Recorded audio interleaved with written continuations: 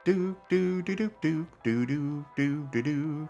Dook dook doo doo dook doo doo doo doo dook. Dook dook dook dook doo doo doo doo doo.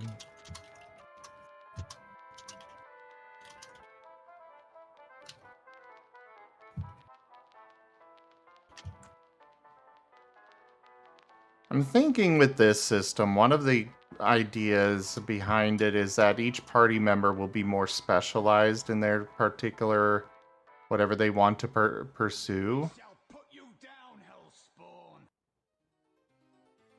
as opposed to a lot of, general purpose people.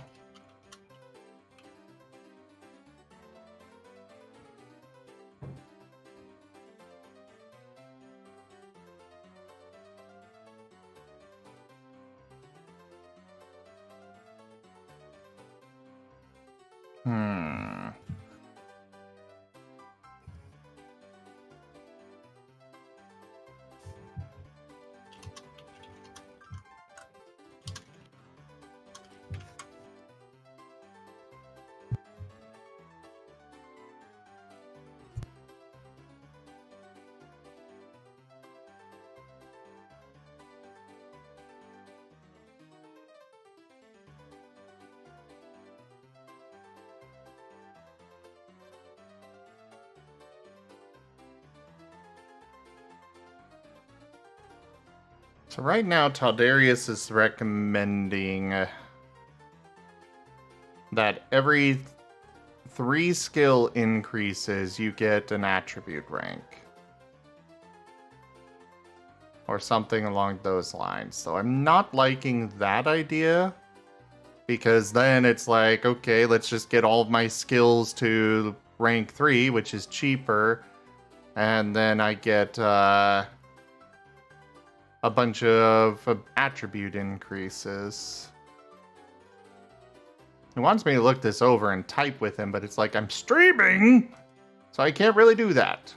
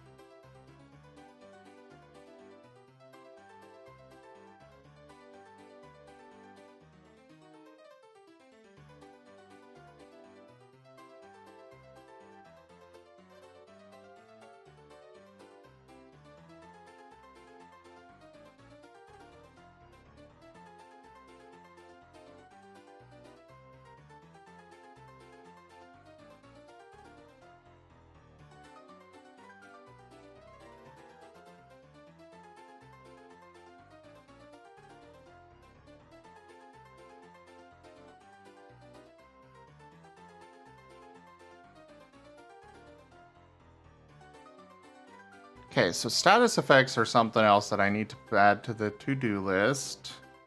There was something else I was thinking of that I needed to add as well. Move costs.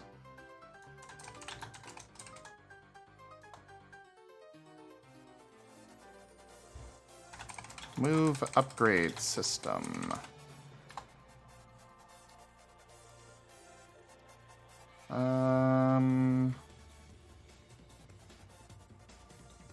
Alright, Lyndon, let me move you up.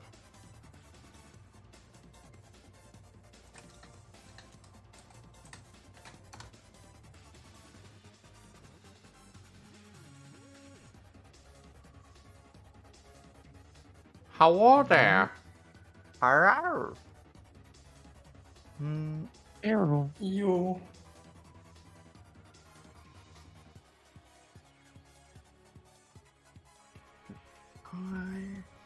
I've got to change.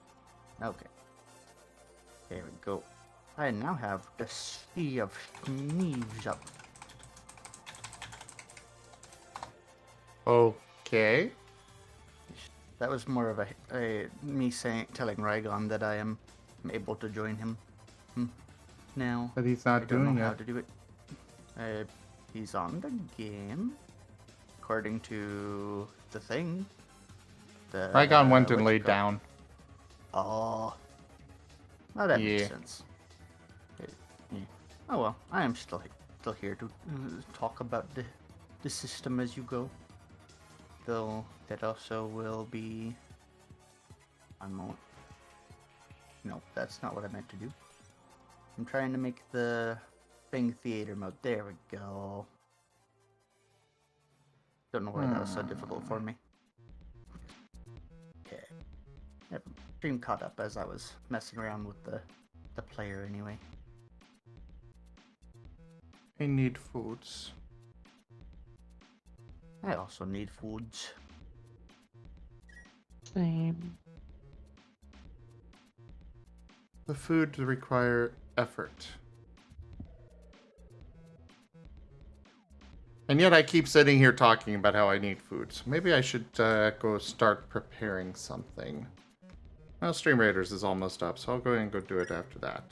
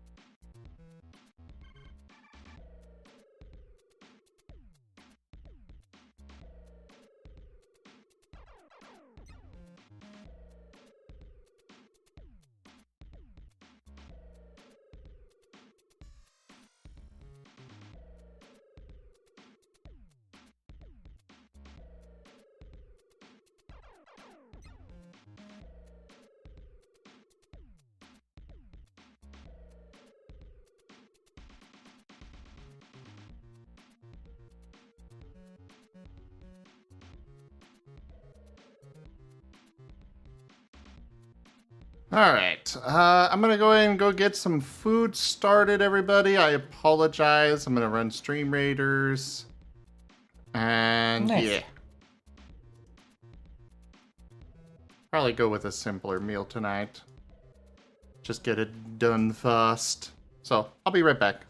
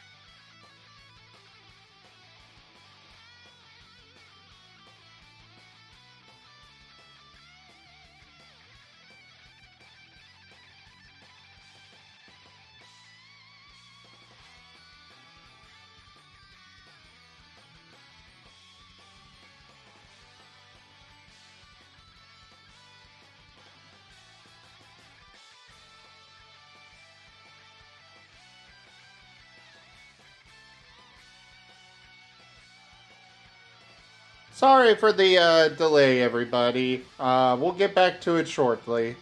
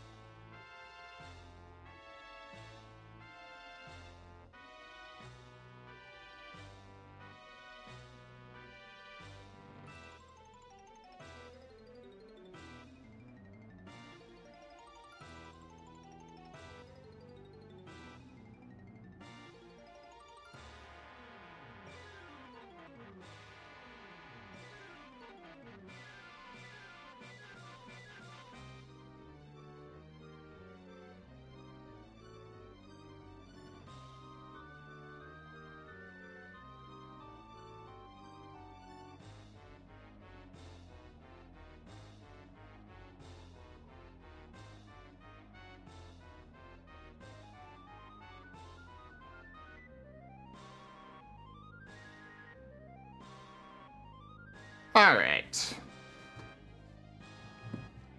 I am back. Apologies for that, everyone.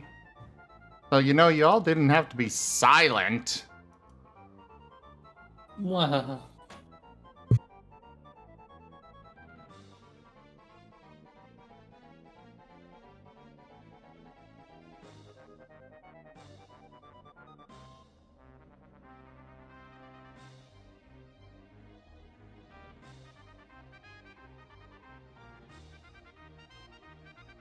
Oh, I could hear none of them were talking at all while I was away. I've been muted, so not random noises pop through. Ah.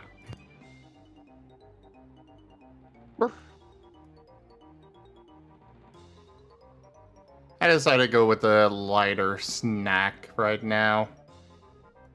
To get back faster.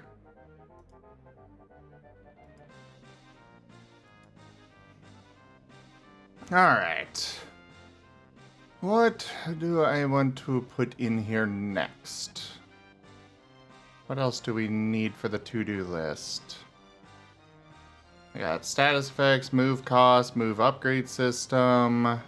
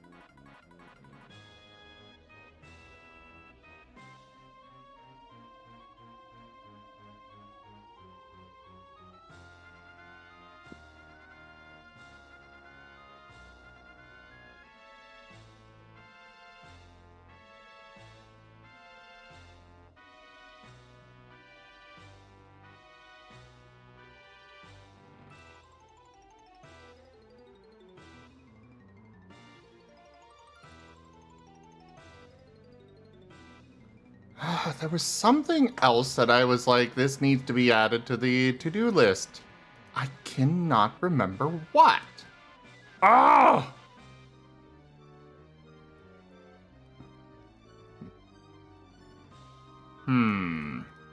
Currently, my to-do list is make a to-do list. Best.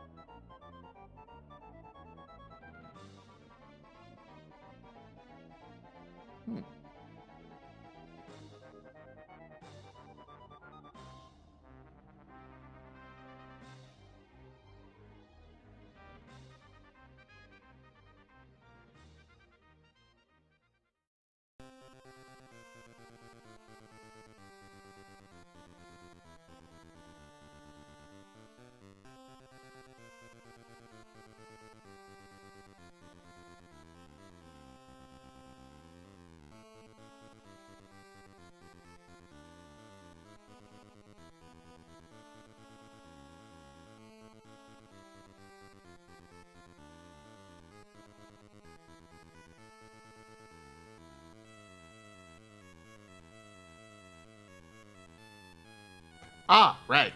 General equipment. And inventory.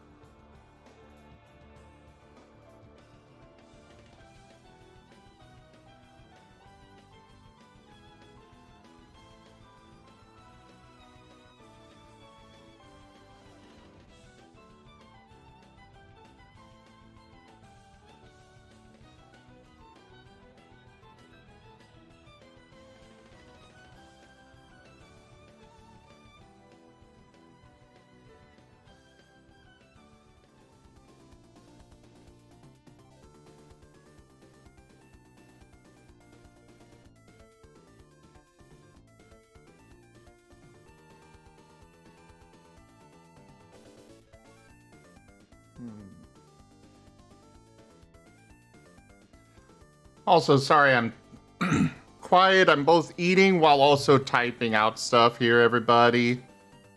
I know tonight's not super entertaining, but I hope you guys are having a good time anyways.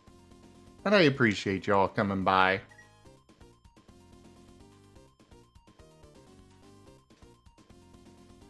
Kenku, so the bulk system is something that Starfinder uses that I actually quite enjoy.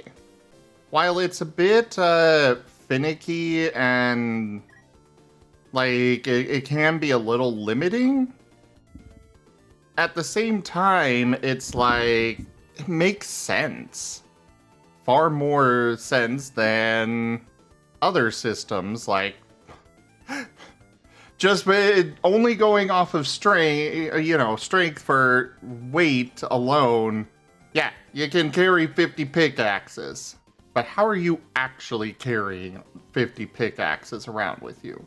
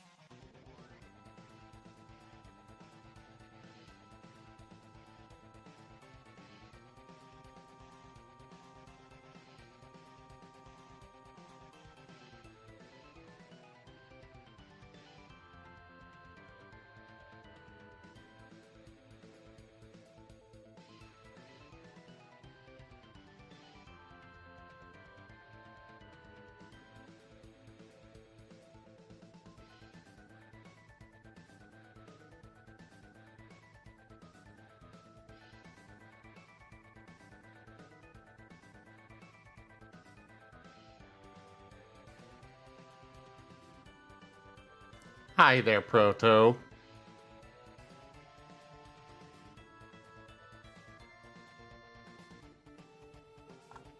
Actually, no, it's not like that, Kenku.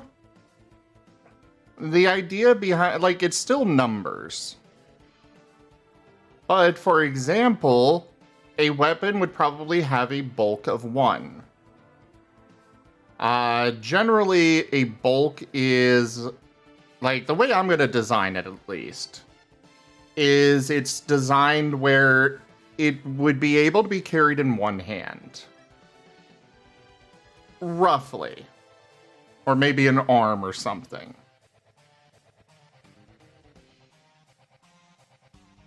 So that's the kind of general idea that I'm going with this. So a weapon, a standard longsword would have a bulk of 1. Yeah, it's not a limit not based on size measurement, but how bulky it is, but also, like, it encompasses everything. The weight, the size, the general dimensions. And bags, exactly. They would have a bulk capacity. Yes.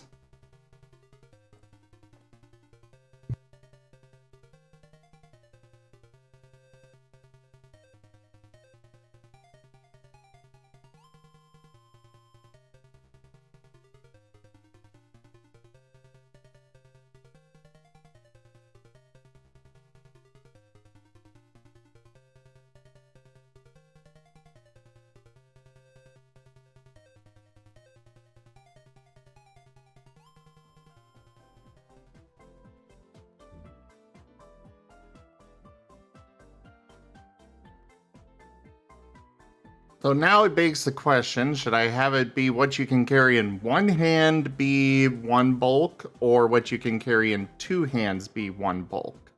So like a longsword would then be a 0.5 bulk.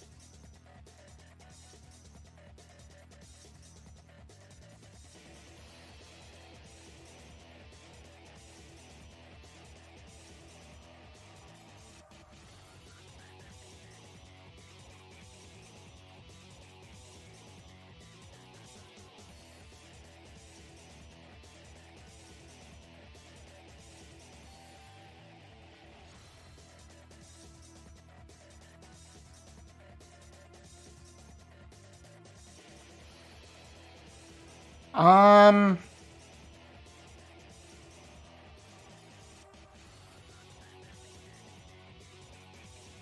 I don't know about palmed being one bulk, but generally, like, considering everything, we'll say it's kind of like one hand slash arm.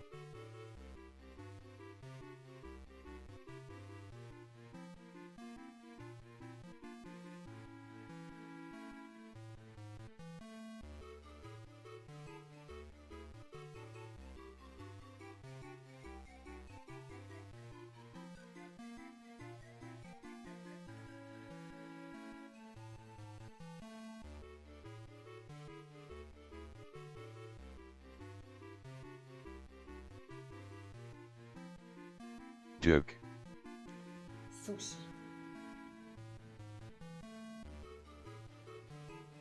Твоя?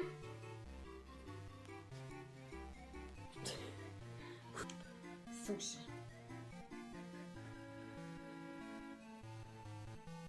Твоя?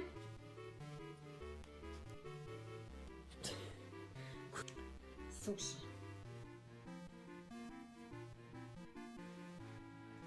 Твоя?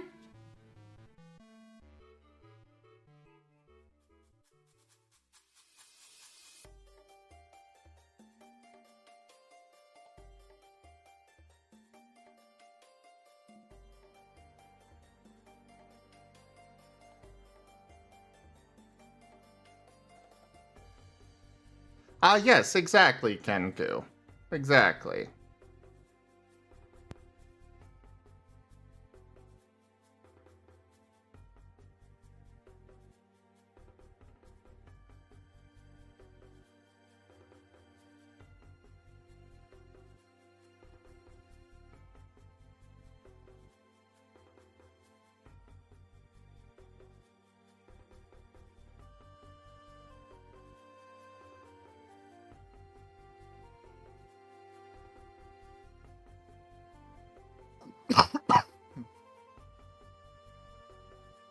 You okay there, Lyndon? Yep. Just a sudden cough for no apparent reason. Totally not a sign that I am dying. I am not going to just perish out of nowhere.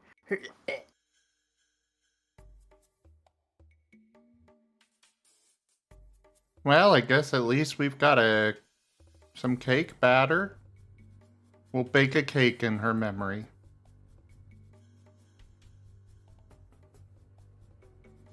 Nom nom nom nom nom.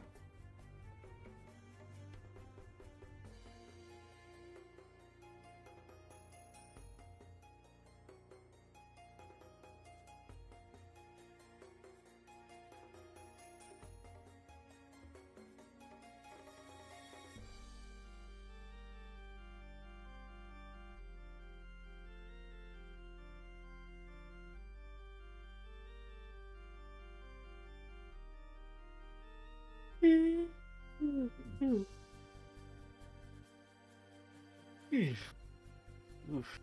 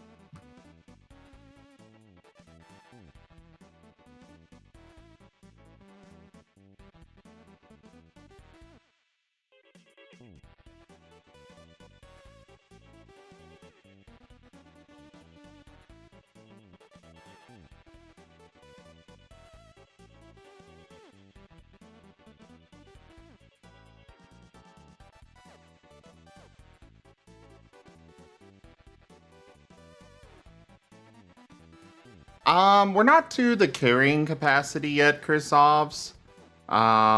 This is just explaining the inventory system in general.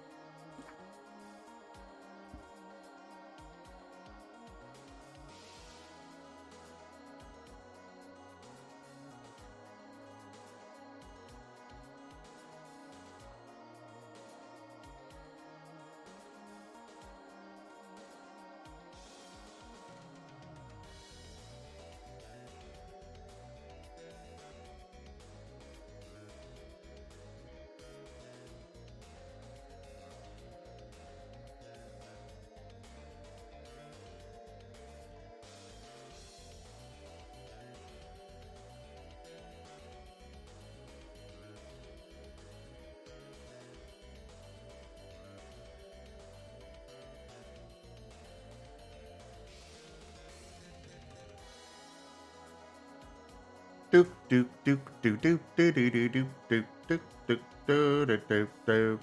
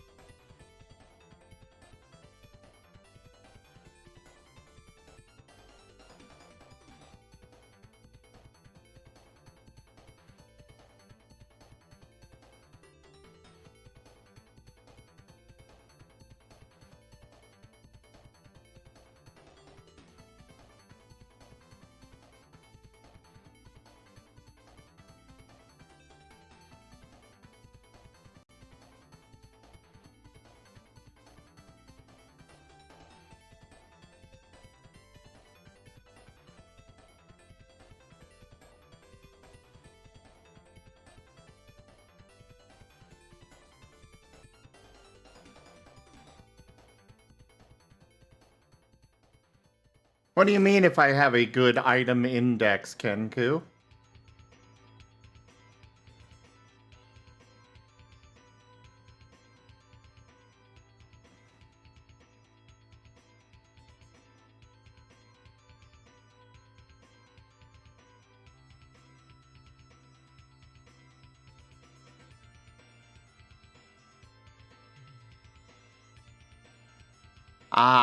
I will have I will eventually have a list of items that would be, or for, you know, keeping track of a variety of items.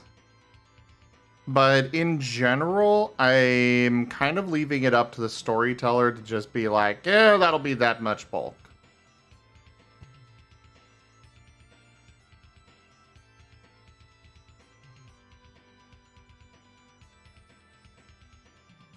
Because part of the problem of this system, or part of the thing of this system is we're making it franchise non-specific, where we don't have an overarching story to this system.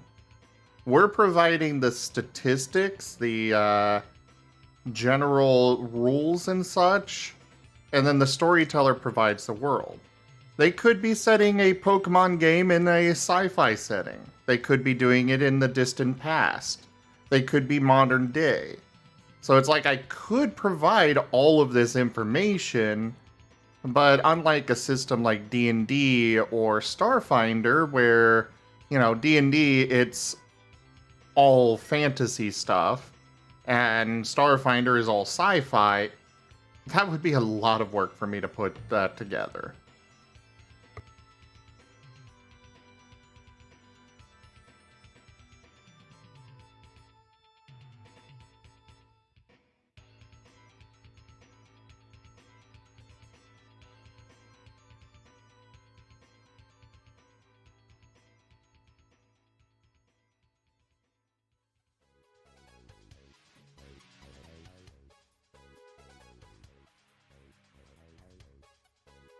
Dunbrine! Hello there!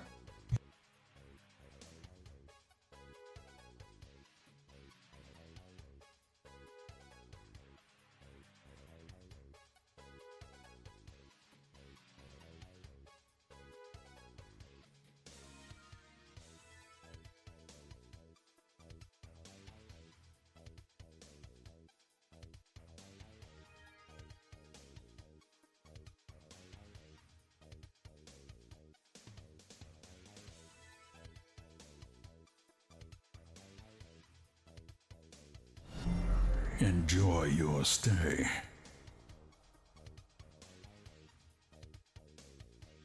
Oh yes, Dunbrine, we finally came up with a name for it.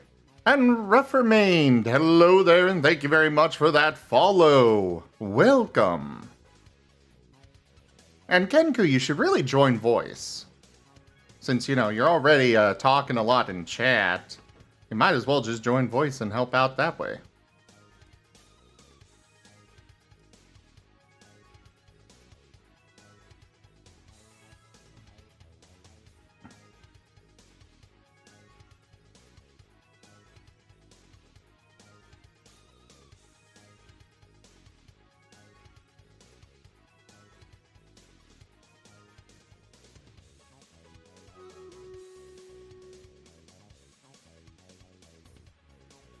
Yes, Proto.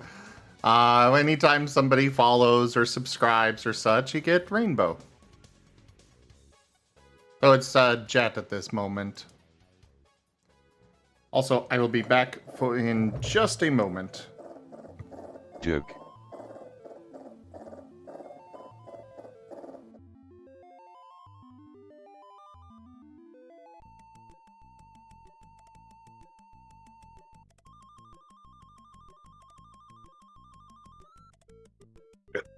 Excuse me.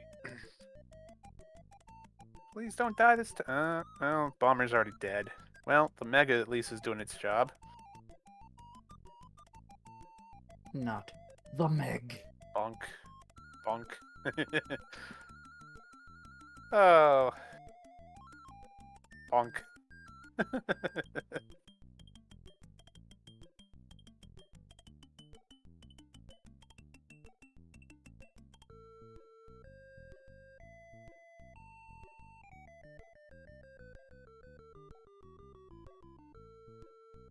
Alright.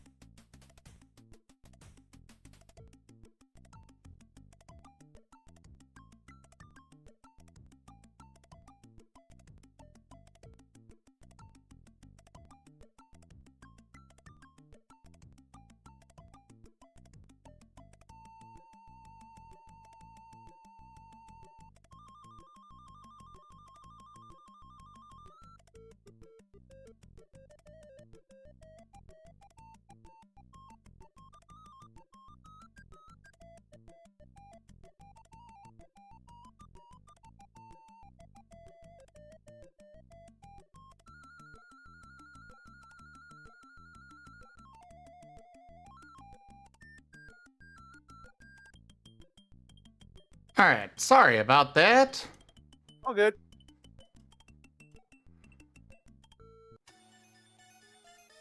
And the victory was ours.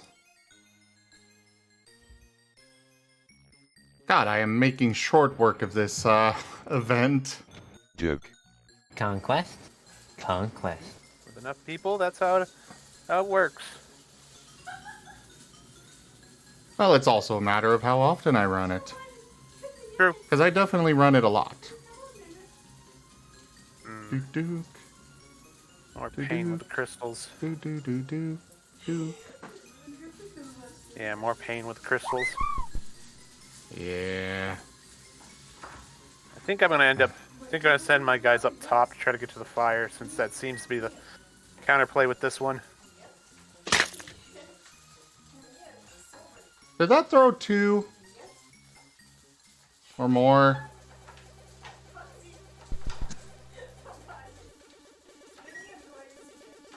Those ones came from a... Okay, still doing 3. Still doing the right amount.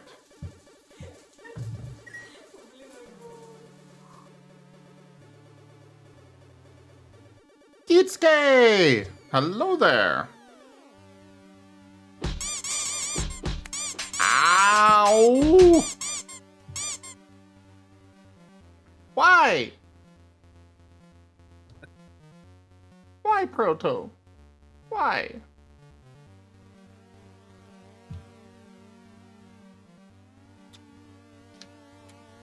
Also, I should probably do this.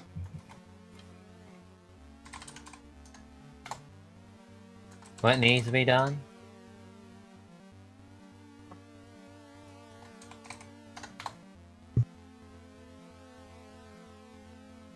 I needed to add Kenku as a VIP. Ooh.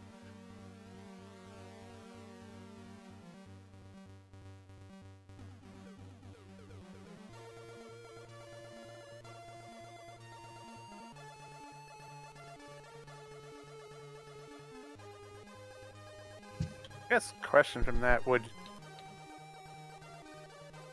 I mean, I guess That's one thing I'm wondering is would a carrying limit for a person be like based on their body in some way? Body and strength? Oh, right, there is a strength stat. So. No, Wait. there is not a strength stat. No, there is There's no a body strength one. Yeah. It would slightly be determined by body, but with this system, with it being a matter of, it's not just weight based. It's going to have a very small impact. Okay, so a baseline plus possibly a bonus if your body's high.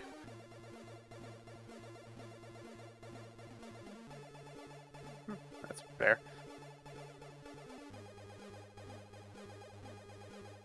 I guess, well, I guess the second question from that, since it came to my head, would it body-wise, would it be slots, or would each base have like a bulk capacity? What do you mean? Like a hand slot, a hand could carry X bulk. A bag slot or a back. I don't know what would be the right term for carrying a backpack would be. X would be able to carry X, or would it be just hand slot, bag slot, hat slot? That. I'm sorry, but as far as I can tell, you are saying the exact same thing. Well, I guess the difference is would it be. I guess it's kind of the same thing. Well, I guess what I'm trying to say is, would it be they could have one item or in a slot or X items of X equaling to some bulk number?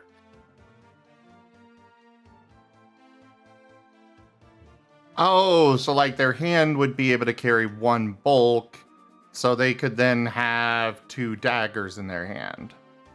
Yeah, that's one way to put it, yeah. I think we'll probably just go with slots. Okay. Keep it simple. Yep, that makes sense.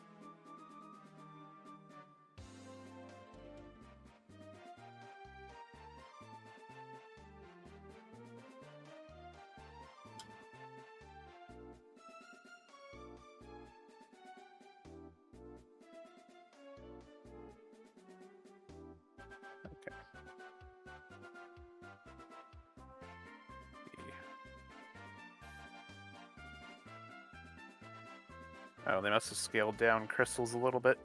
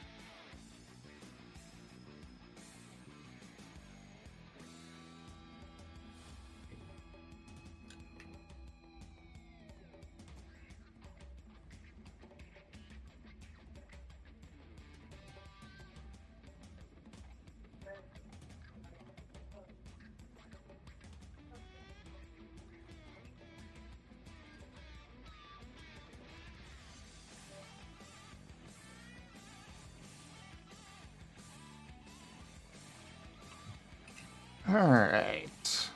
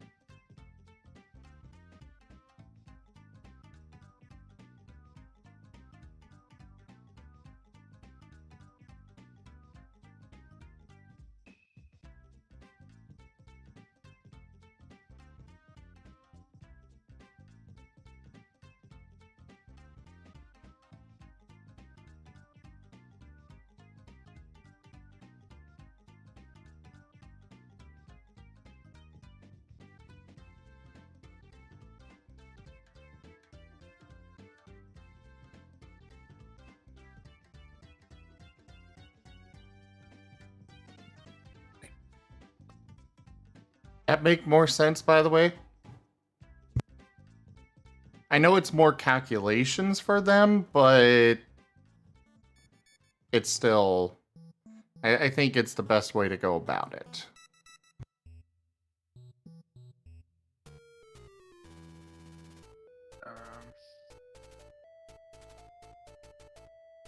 So, for those that may not be able to read, basically, bags and other containers have a set amount of bulk that they can hold.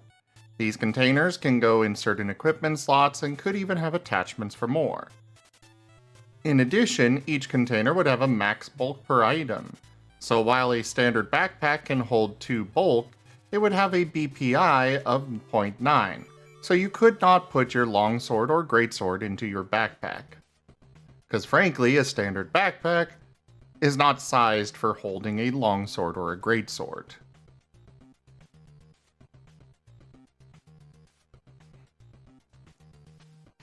Yeah, the one trouble I'd figured there is, well, I guess you would have a back slot and have the bag on it. Trying to figure out how easily it is to carry a back. Yeah, probably something like that.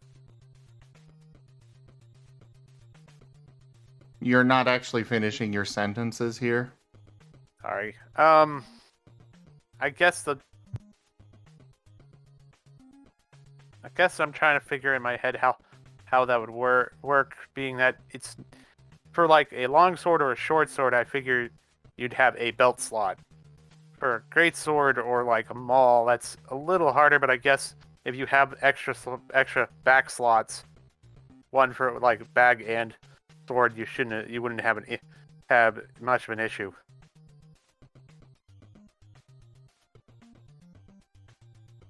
You're saying like if you want to hold, okay, so if you want to hold like a great sword,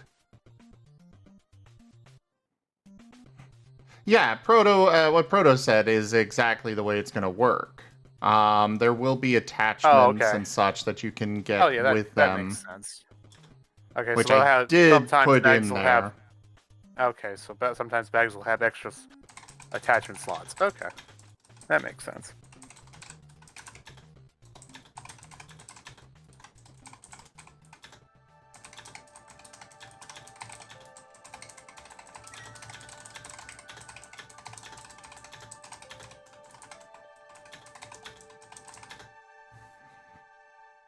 Yeah, I'll put that on a new line.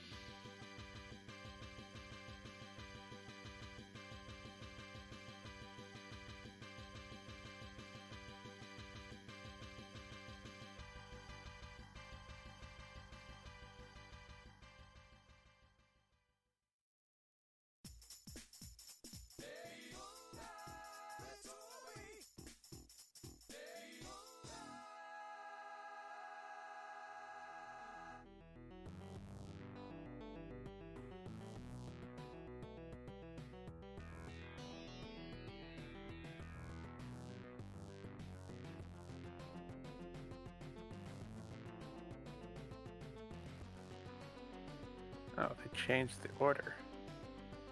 Huh. Changed what order? Nitro. They changed the order of when you get the power-ups. Instead of it being attack, defense, boost, it's now defense, attack, boost. Huh. Nitro? Dream Racing. I'm on the side playing Stream Nitro with Angel. On the side. They have attack and such? Basically, there are the 4 levels to the car. You have originally it was level 2 gets you an attack, non-mega attack. Level 3 got you a shield, which is also now a ghost, and level 4 got you a speed boost. The last patch made it that level 2 gets you the defensive item, level 3 gets you the attack item, and level 4 gets you the speed boost.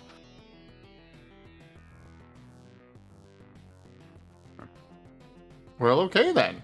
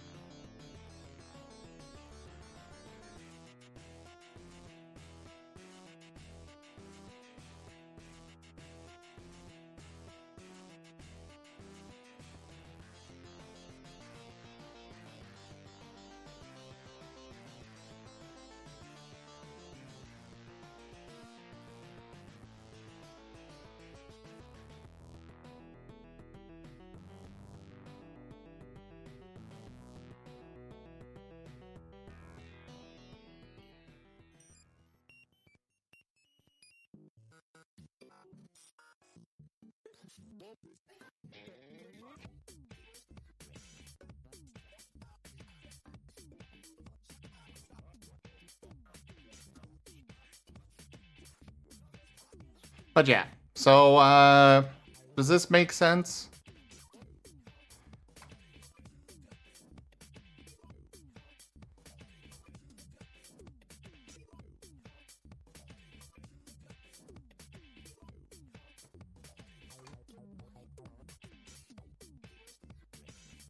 I'll do another note here.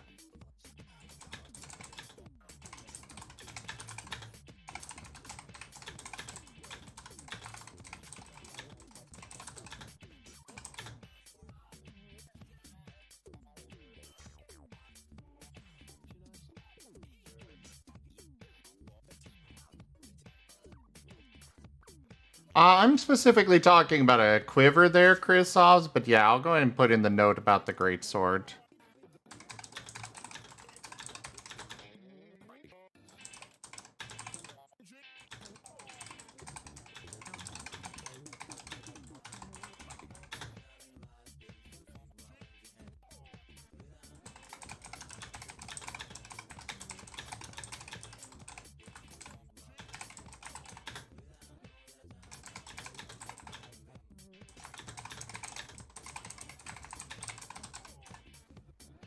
Honestly, this system, like this inventory system, while it does seem a bit complex, I personally think it sounds kind of fun. It's decent. I unfortunately expect a lot of DMs will do the same as they do with D&D and just not worry about it. But it does seem it makes it isn't it makes sense if players are willing to put the time into it. And the DM. And yeah, Chris Silvos, it's complex, but it's also just use common sense. Just does it make sense? No? Great. You can't do it. Next. But yes, I fully anticipate a lot of storytellers will just do the typical thing of ignoring inventory altogether. But, you know, I, for one, as a storyteller, do not. At least not, like, weight and such, I kind of shrug off a bit, but when it comes to, you know, like like some of the examples I pointed out here, the 50 pickaxes, yes, I realize that your character has the strength to carry all of those. But what I want to know is how you're carrying all of those. I have had players that are like, yeah, I'm carrying a ladder, a 10-foot pole, an entire armory, every single tool I can think of. Yeah, it's all in my backpack. How? How the hell do you think that would... No. No.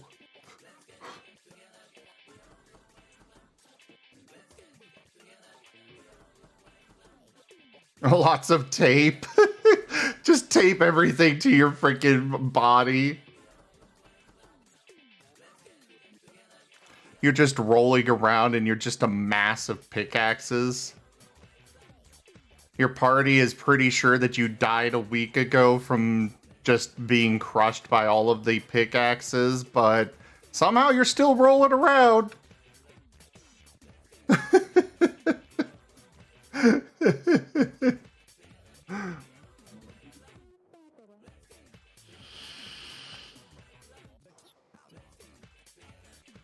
Pick hog.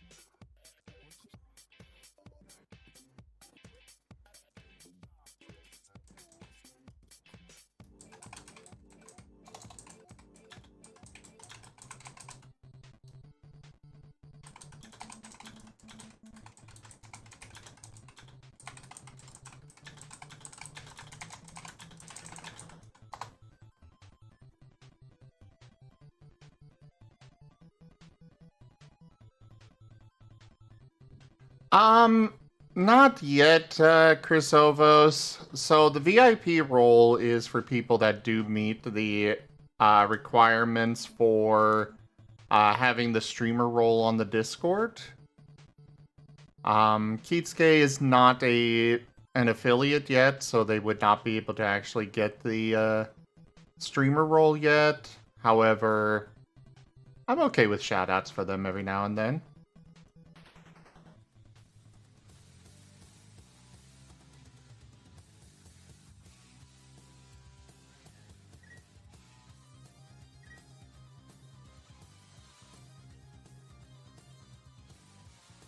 Part of the requirements, like I've said before, for getting that streamer role is to make sure that you're looking to be a dedicated streamer. Like Lyndon, I took away your streamer role because, as far as I saw, you haven't streamed in months. If you're even still here. But, it's like... I don't want a bunch of people having that role, especially if they're no longer a streamer. Or just starting out, and, well, frankly, we don't know if they're going to be a dedicated streamer yet.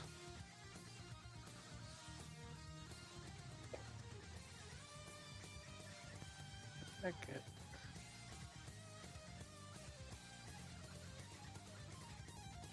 That's weird.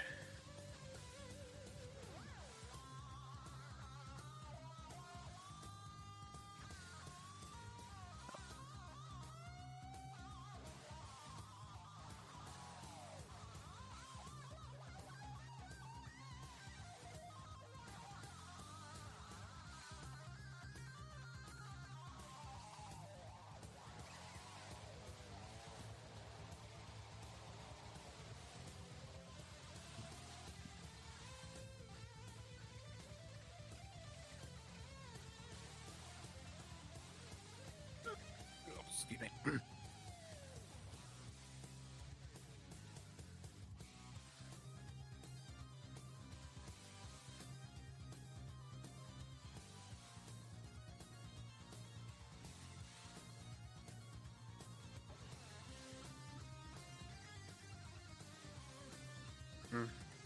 I'd probably try to put some spacing between the bullet. Yeah, put a space between the bullet points because it's a little crunched together, even with the bullet points right now.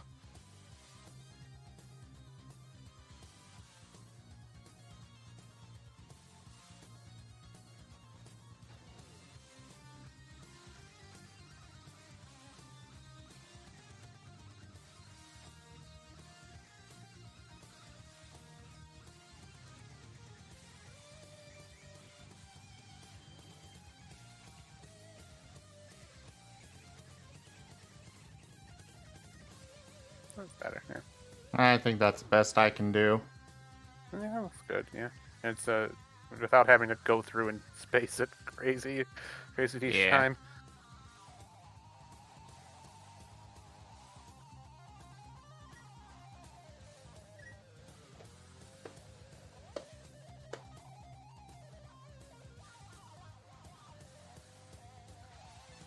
That's fair, Lyndon. But yeah, it's nothing against against you, Lyndon, or anything. It's just, you know, like as far as that streamer role goes, I'm more than happy to add it back. I just kind of need to make sure things are, you know, we got dedicated streamers on that role and such.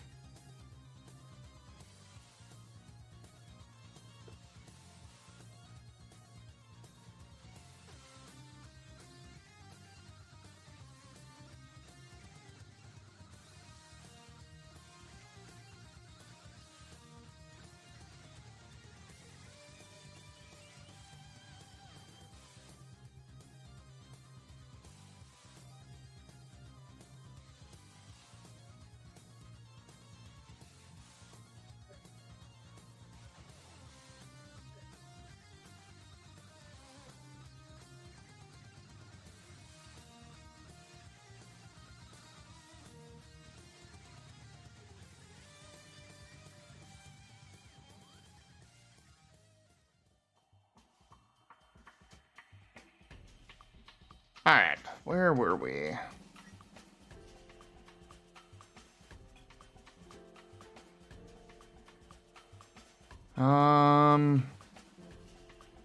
So we've got our inventory system set up here.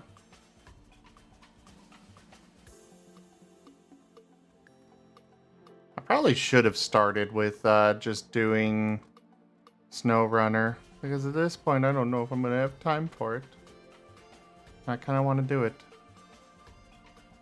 I think equipment and inventory is well situated, though there's one more thing I should add to it.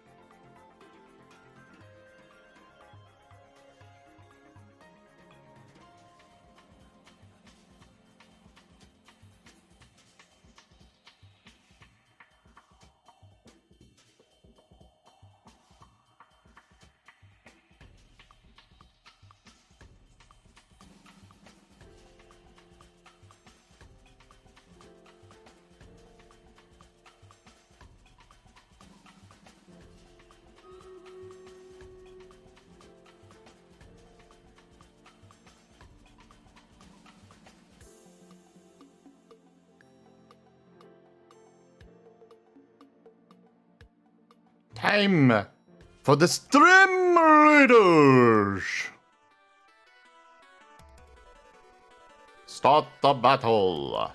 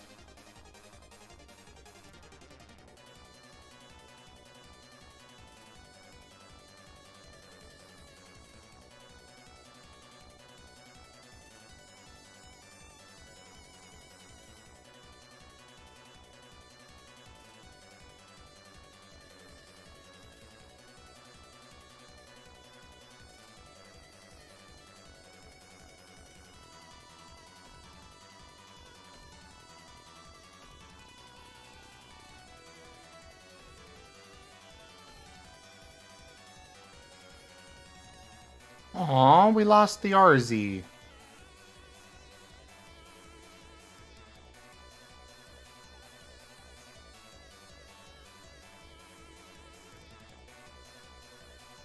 I am kind of coming out. I'm kind of running out of steam for this today.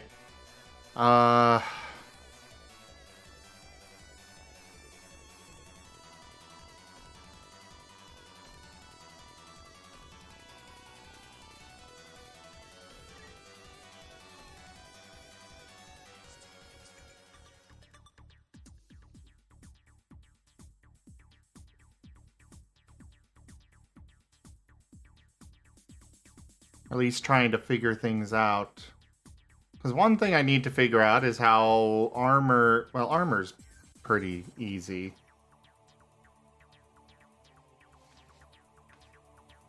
Yeah, it does require that right sweet spot and mindset and such. Got to unmute myself. Armor to me is a one or two types. That which defends the attack, and that which blunts the attack. Really. Yeah.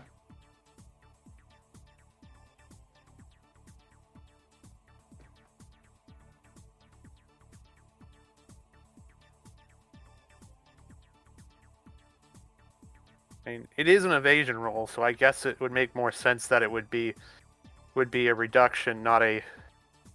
I mean, a reduction to an immunity depending on how tough it is and what sort of attack it is, versus, the D&D case, or the OGL case.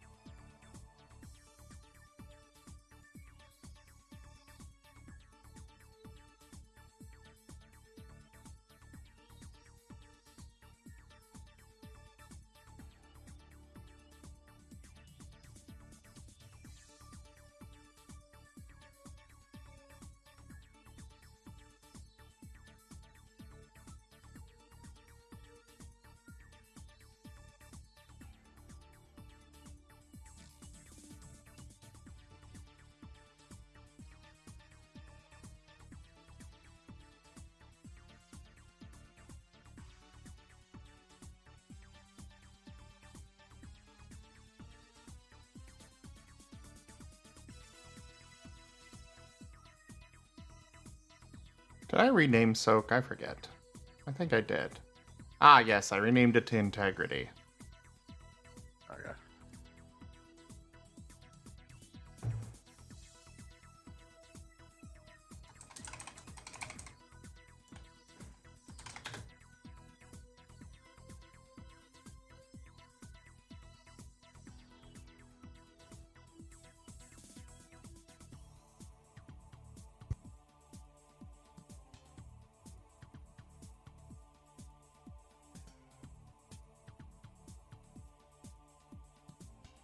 One second. Be right back.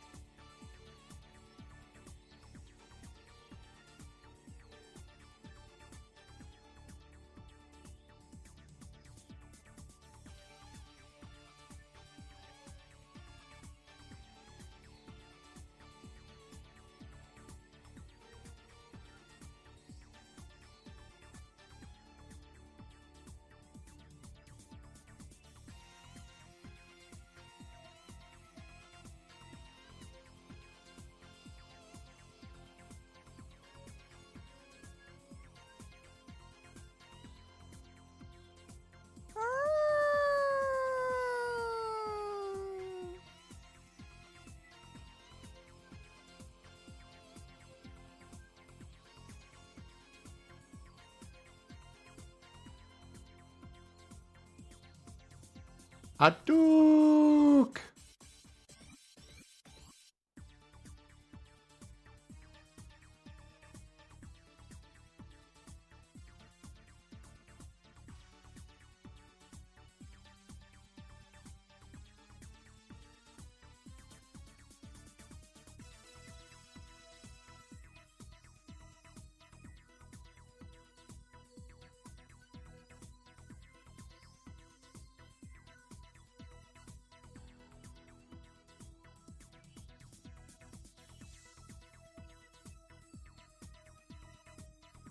Hello there, Merle.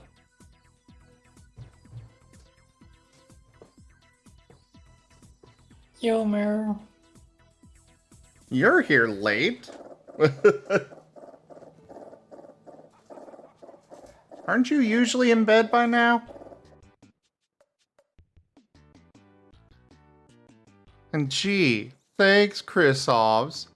You don't talk to me all evening, but then Merle comes in and suddenly you're like, "Hi, Merle." In your super cute voice.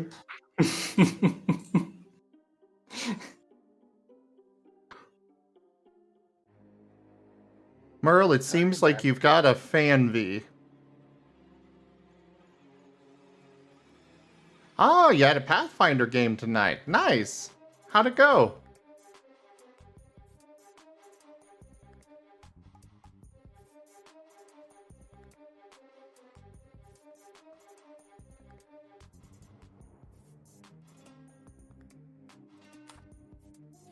Very nice. Very nice.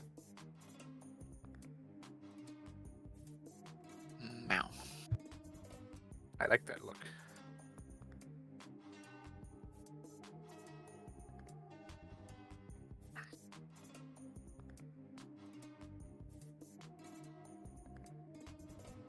I finally managed to crawl out of bed. Took you long enough. Hey, it's only almost 1 p.m.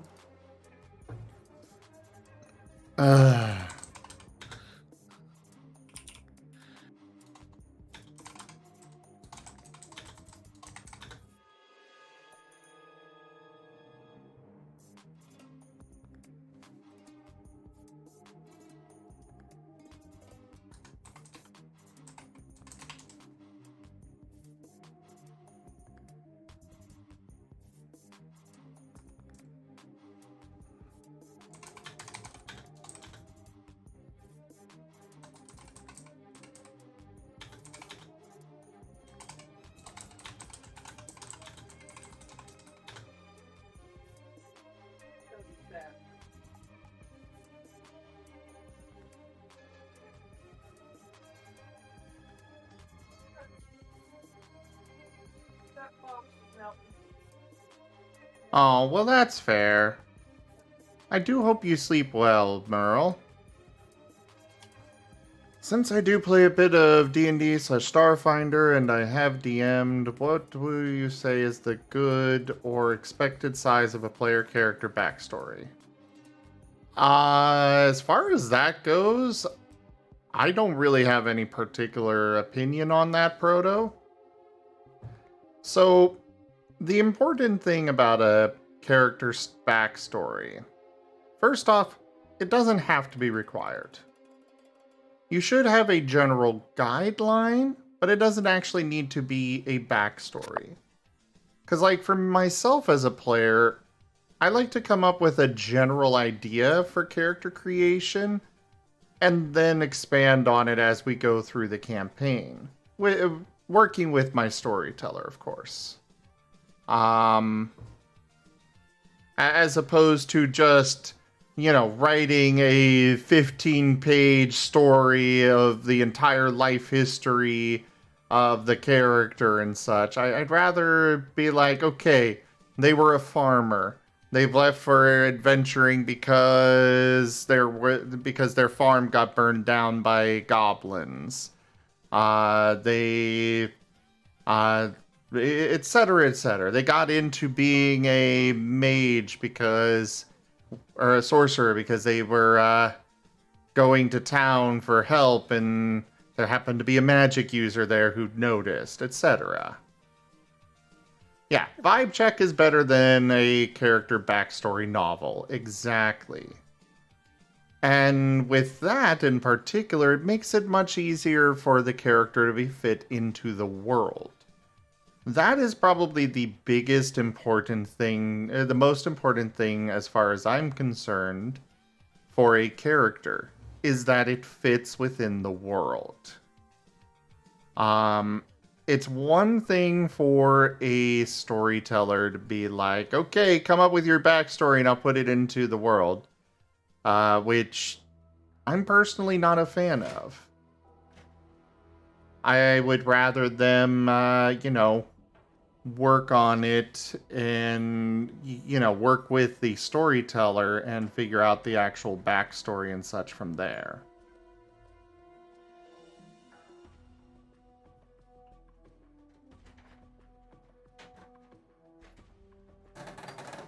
But I'll be right back, everyone. Okay.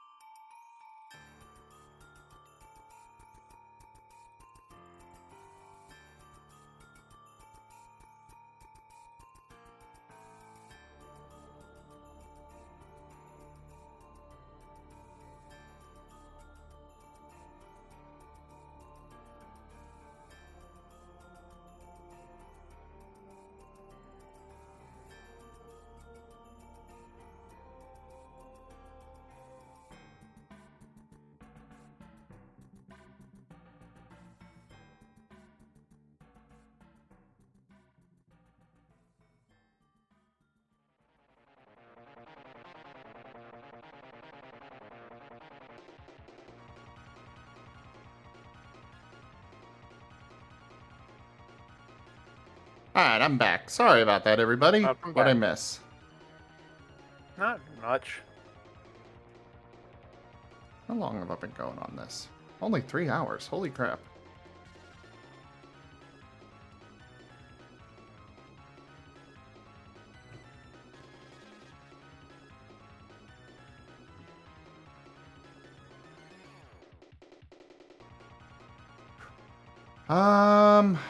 What did I miss here?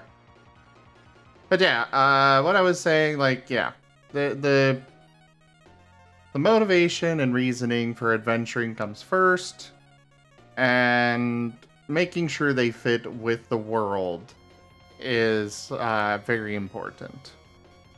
Because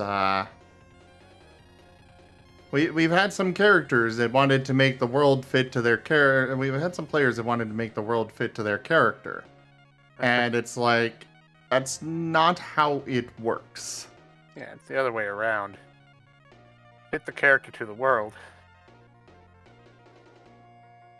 Plus, that way you can potentially experience something new, something you might enjoy. Hello there, Alkane.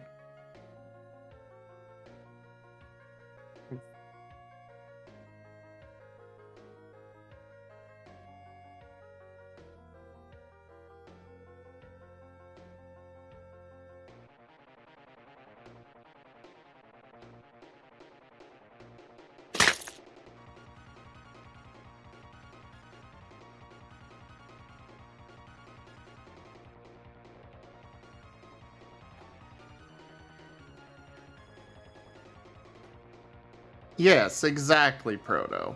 It's something that you want to work with your storyteller about. Oh yeah.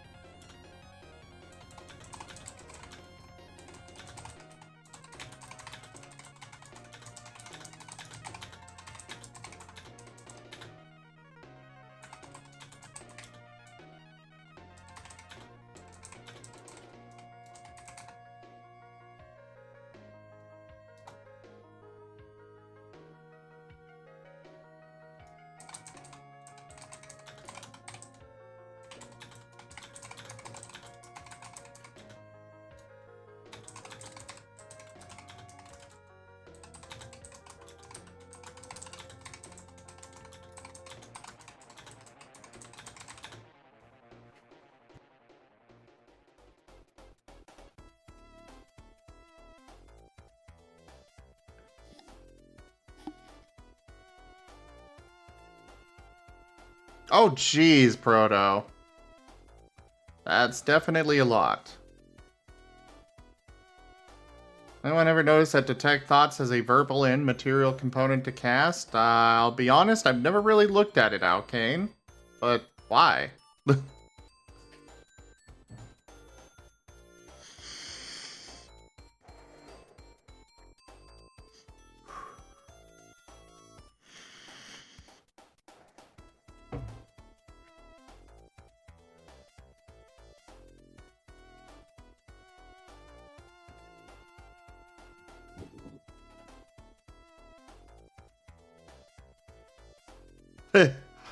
A penny for your thoughts? That is funny. That is very funny.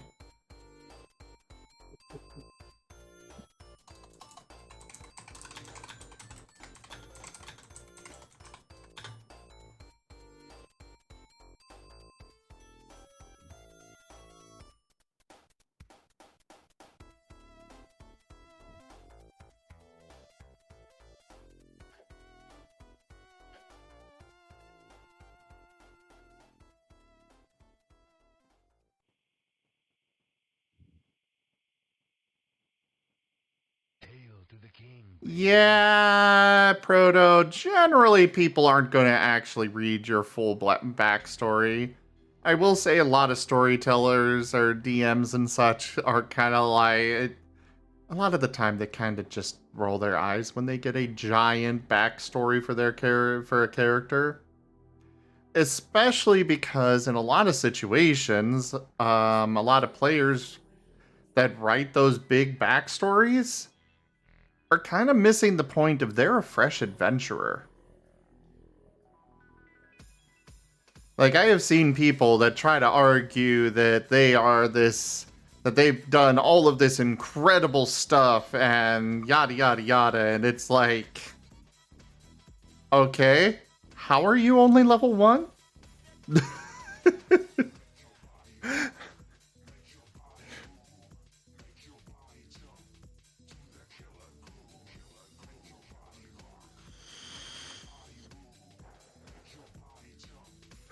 And that's kind of what I feel about a lot of campaigns is, if you're like, sure, if you're starting at a later level, yeah, you can have some explanation, but try to keep it realistic to what your, like, where your character would be in their adventuring career. Because there is no way you are a level 1, you are level 1 and also a vampire that has lived for over 1,000 years.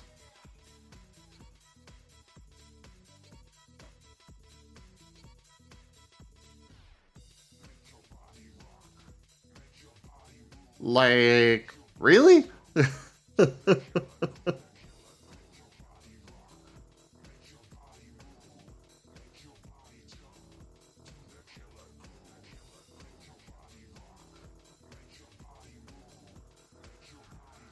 Midlife vampire crisis. Fair, Sarah, fair, but still. I will say for, like, in that situation, Alkane, I will also say that a lot of storytellers do not like that kind of setup. An existing character coming into a new campaign, that is, don't do that.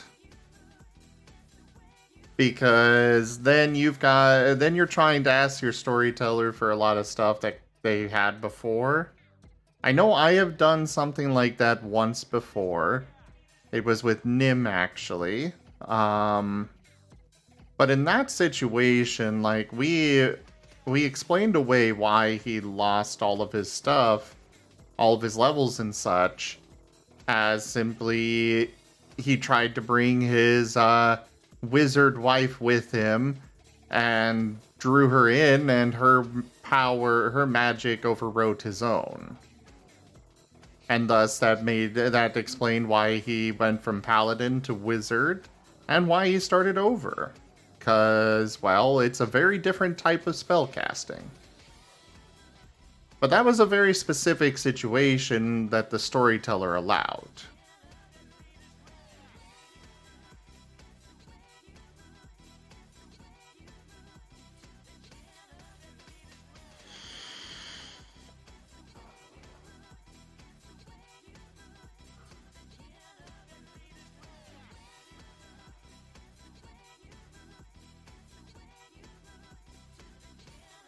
Yeah, exactly what GibGab said.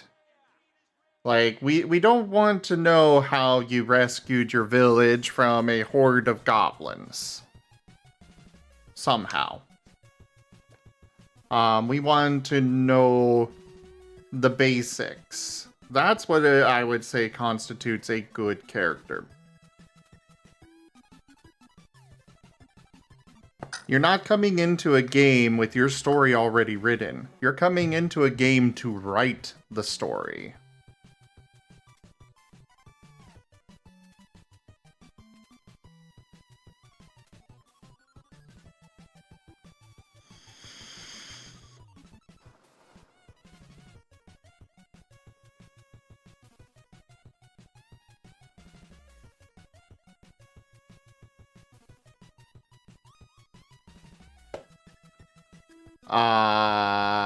What, Proto?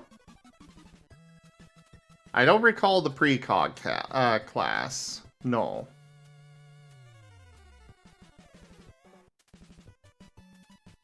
Yeah, Alkane, I'm sorry, but your Sona would not be allowed in any of our games. I would put a hard no on that.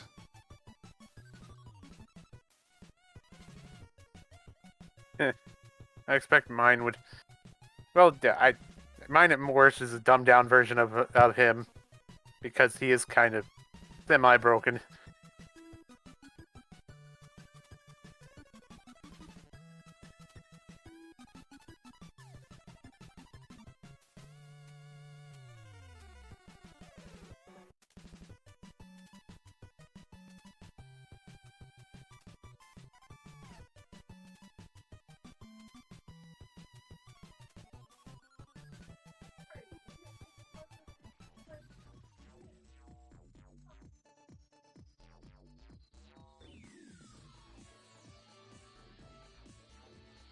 Yeah, I honestly would not say write a backstory at all, Proto. That's my personal opinion. Because again, you're coming into this game to write the story.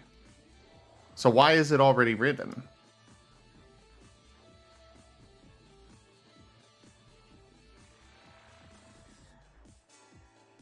I guess a way to put it is ask yourself before you start writing a backstory,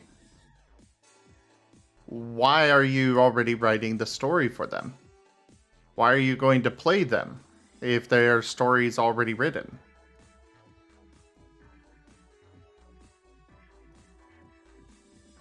Yeah.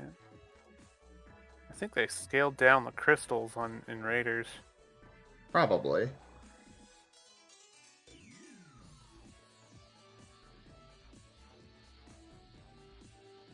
Okay, crystals.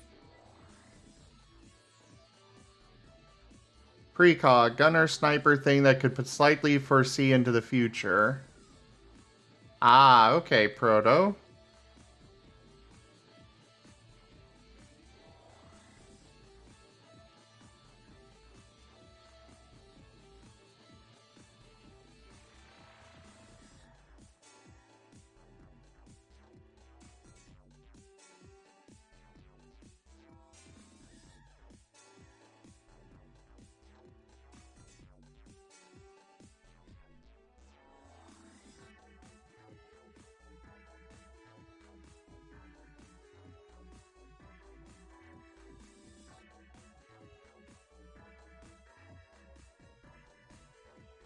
That's another thing that GibGab brings up. I'm trying to keep up with the chat here. Yeah. If you do come in with the story already started, be sure to be flexible. It's one of the worst things that you can ever do is be like, wait, that's not part of my backstory. The backstory is meant to, if you do write one, it is a guideline more than anything else.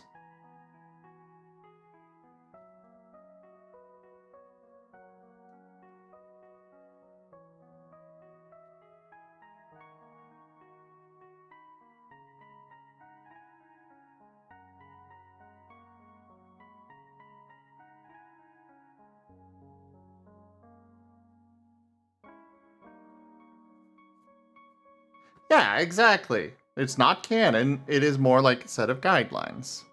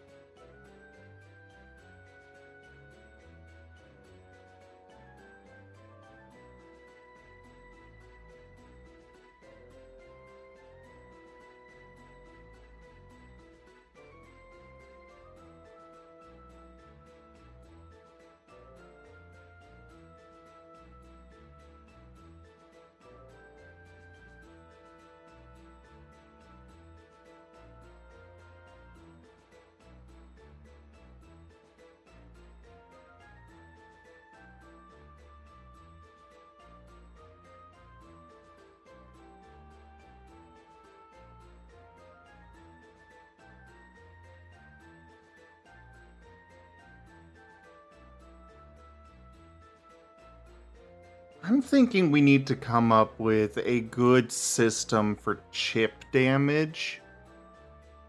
Because, like, being able to have a huge integrity and reducing damage or a high evasion and completely evading damage altogether, I feel like that would drag out combat too much. Especially if you come across an enemy that has a high integrity I mean, or such. to me, the way to look at that would be either have weapons have an ability to break integrity, like pierce in some sort of pierce level, or pierce level, or like count, yeah, some sort of like pierce ability or something like that. I don't know. Evasion could be. I mean, if you don't want evasion to be a yes or no, you could always make it that evasion and integrity are sort of two sides of the coin, where evasion reduces by on a scale like in fractions, and integrity is just a base value reduction or something like that. And you always could have a baseline damage.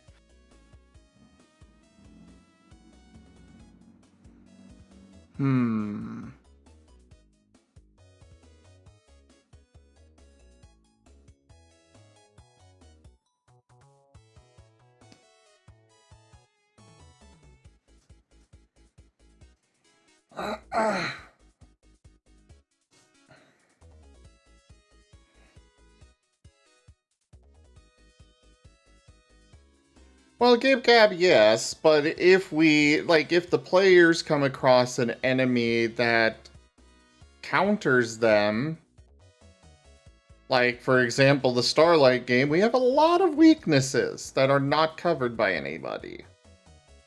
I need to come up with something for that sort of situation.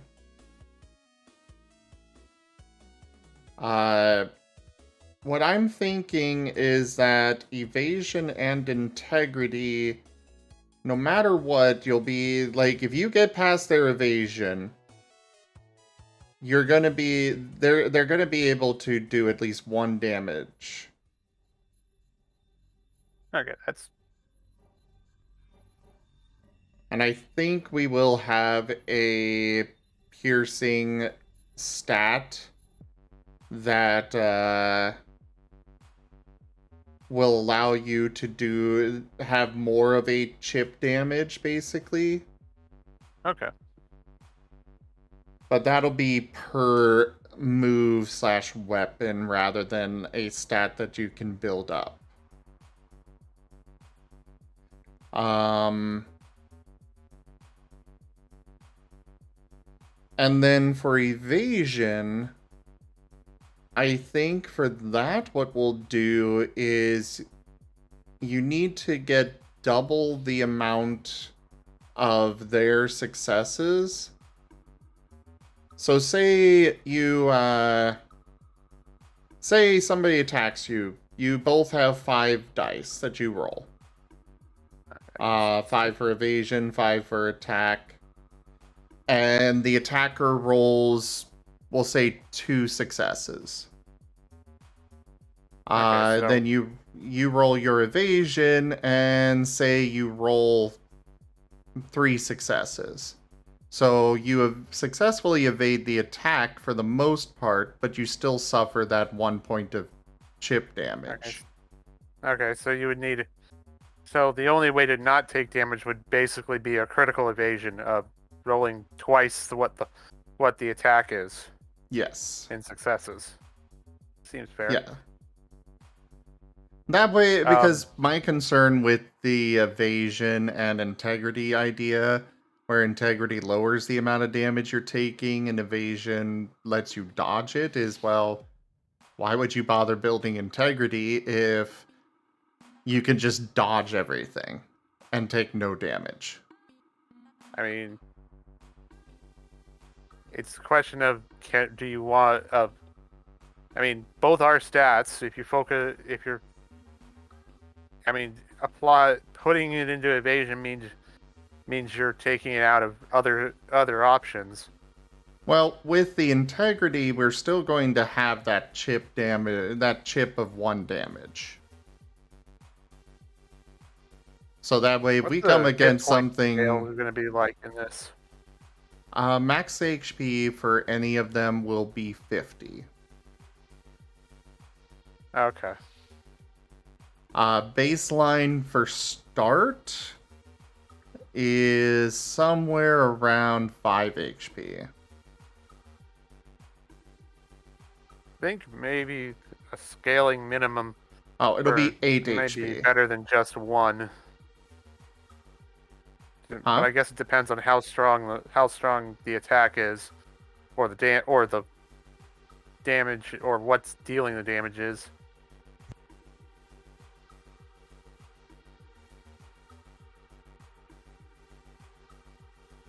Well, my idea here is you need to roll twice the number of successes with evasion to avoid all damage altogether, because otherwise you're still suffering a glancing blow.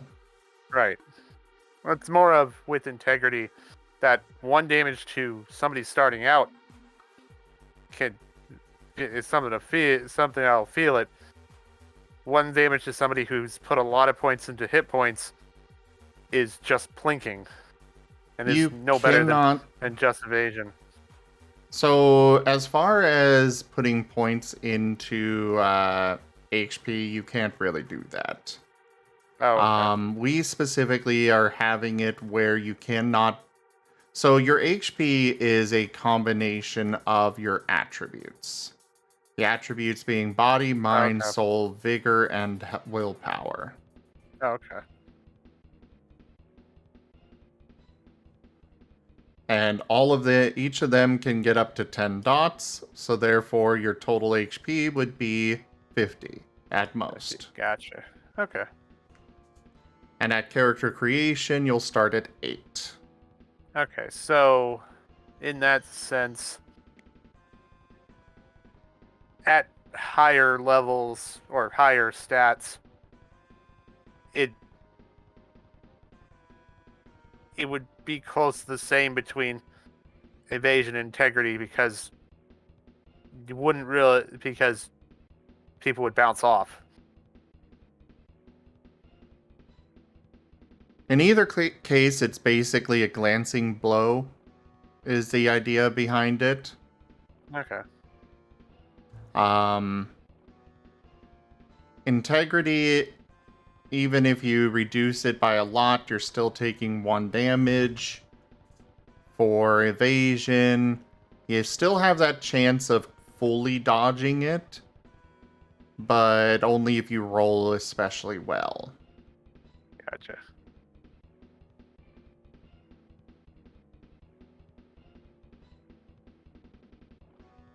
Just trying to figure out what would feel right. I don't really want to go the route of D&D where it's just AC and you roll to hit. No, I was not expecting that. No, I mean, even as is, it was making me think of, well, no, that's more complicated. No, never mind. Shivering Sorcery is a bad example because Shivering Sorcery is dodge and damage reduction. I guess it's closer to what's it called? Shoot. I mean, that's what we've got, is basically dodge and damage reduction. Well, there's no stat to it. It is simply you're hit for X and you reduce by your armor.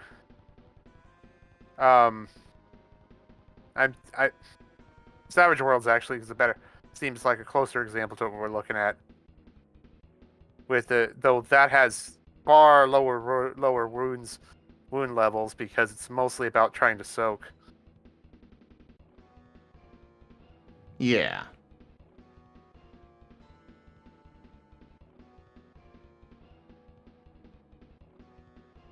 Yeah, kinda, Jits. Hello, Asher. Hey, Asher.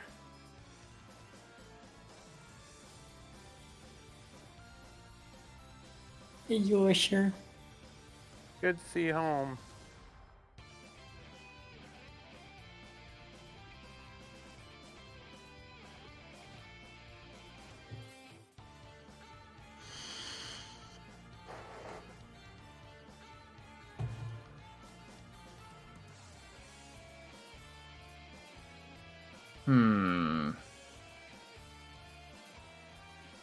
So yeah, basically, if they roll more for their accuracy than you roll for your evasion, they,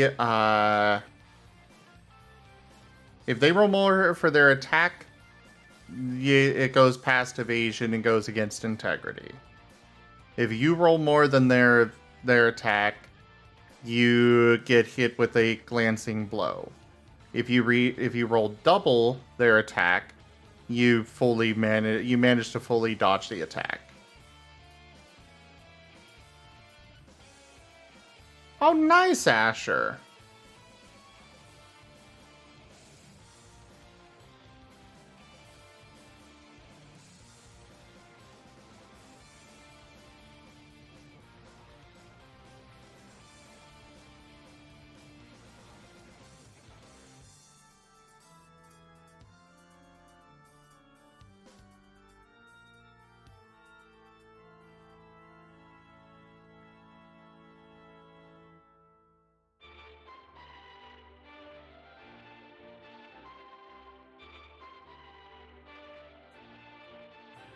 Hello there, Woe. Yes, that is correct, Jits.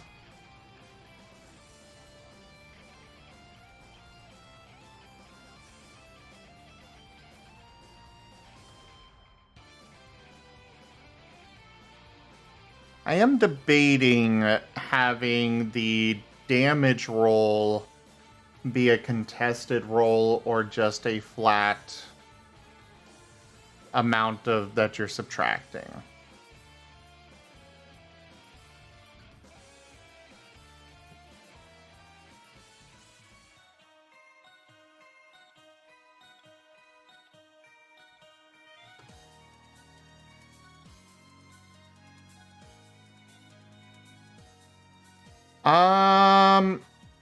Krisov's body, mind, and soul are all feeding into your total HP.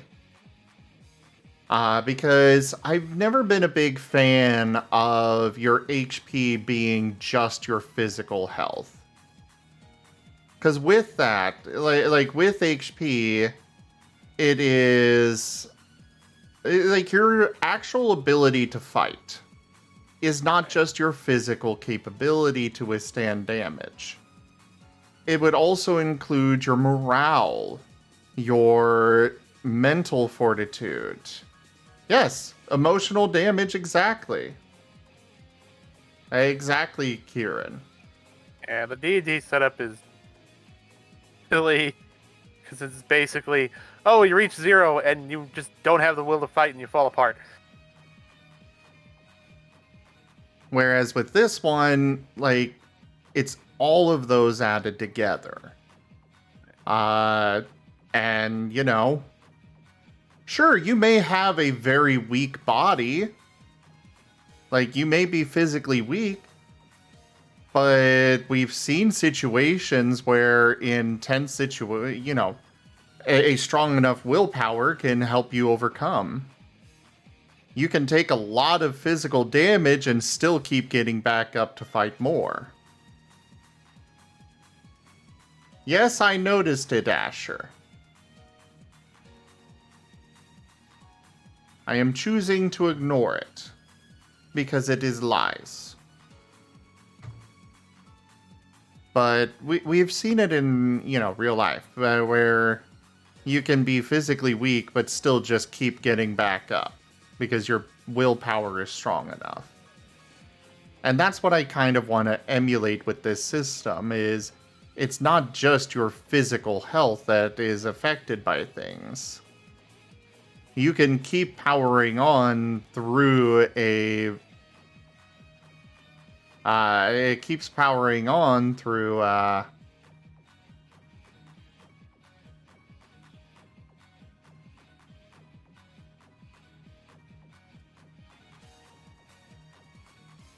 there. Overwhelming force to induce a sense of futility and giving up among the foe. Exactly, Wostein.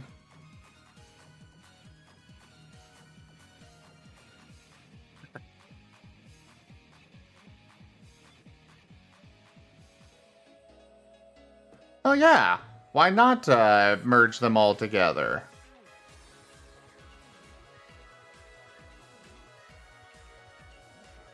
Yeah, Alkane, Vicious Mockery makes no sense with D&D.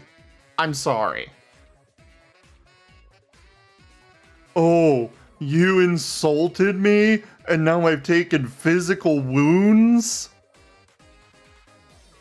Because the only thing that D&D uses for your HP is your constitution. And your class. It is psychic damage, I thought. Well, yes, but it still makes no sense. I think the one time... I think I recall one time... off a death of it, that the DM basically had the character off himself, which isn't the best. Had the enemy off itself, which isn't the best.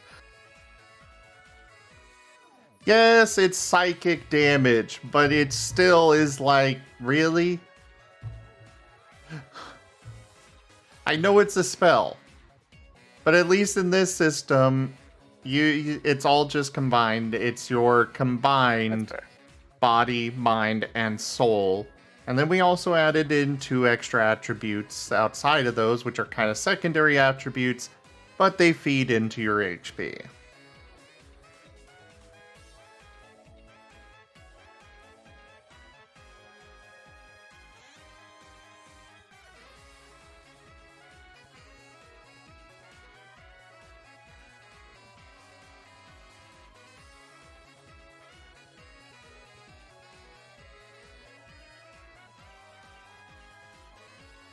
Oh, what's the update, Asher?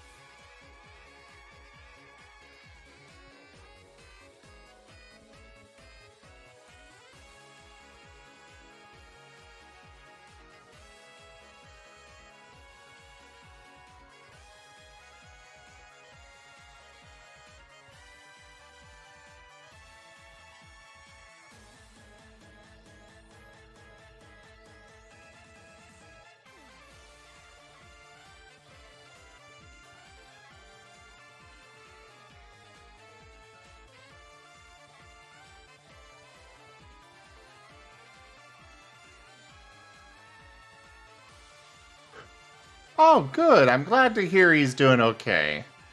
I look forward to the Giants getting back.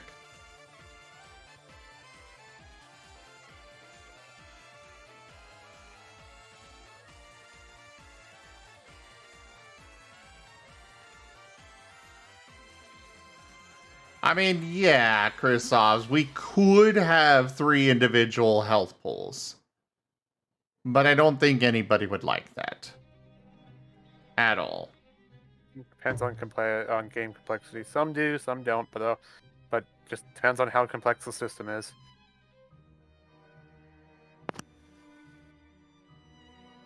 I still don't think anyone would really like that, except for like anybody that would probably play this system would not like it.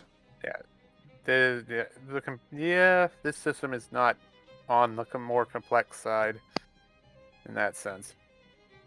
Like, we have some complexity to it, kind of intended to keep those that like the more complexity at least a little satisfied.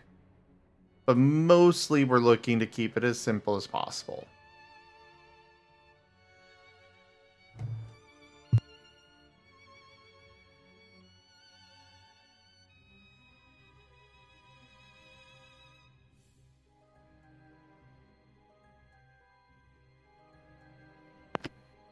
No, Kieran.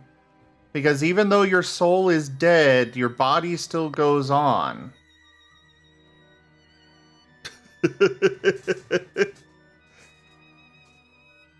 It's how you're a zombie. I was about to say. No soul sounds more like a zombie or a husk than it just sounds like alive.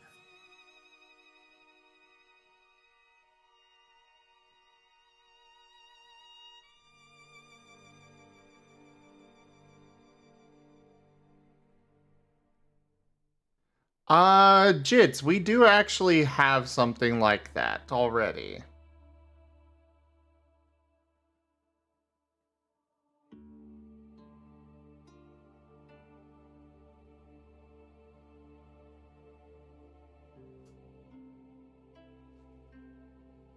Well, yeah, you know. If you need something strength-wise done, you call the mage, Jits. That's a given. You don't call the barbarian, you call the mage. They always succeed on those rolls. Somehow. Kind of think about it. I will. But we do already have a system that's like that. Using Vigor, so Vigor is your health as well as your capability to keep going through difficult situations. It encompasses aspects of all three primary attributes, your body, mind, and soul health. During play, this stat is not usually rolled, but dots can be temporarily spent to heal yourself during a short rest, or spent alongside willpower to heal during combat. Basically, Vigor is kind of like your hit dice from D&D. Willpower, on the other hand, this stat represents the strength of your will. It allows you to power through and achieve victory where defeat was previously certain. It also encompasses aspects of all three primary attributes, and just like Vigor, is not usually rolled during play. While Vigor is used to heal, willpower can be spent temporarily to re-roll. You can only do this once per roll, and it re-rolls the entire roll, but you are forced to take the new roll. And you spend a dot of willpower. You can spend a dot of willpower alongside a dot of vigor to heal during combat. With this system, using vigor and or willpower will incur a point of exhaustion. Every 2 points of exhaustion will cause a -1 die for every roll. To clarify, using vigor and willpower to heal during combat will incur 2 points of exhaustion. You regenerate half of your maximum vigor and willpower per long rest rounded up. You regenerate exhaustion at 2 points per long rest. If you reach 21 or more exhaustion points, you will become incapacitated with no chance or ability of being awoken until exhaustion reaches 0 again, outside of storyteller intervention. When using Vigor and Willpower to heal during combat, done as a bonus action, it removes the effects of exhaustion for the next roll made. When Vigor and Willpower are used to heal during combat, but it puts you at 21 plus exhaustion, you will be able to keep fighting until whatever healing you receive from this is removed. If you roll 10 for the healing, then when you take 10 total damage, you will become incapacitated. Otherwise, you will last until the end of the current scene before you become incapacitated.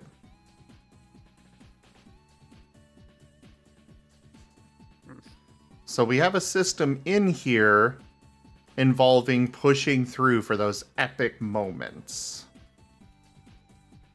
Those final stands kind of things. I actually don't. I'm wondering when you'd ever hit that exhaustion. Because by then you're probably not rolling dice or much of anything for dice.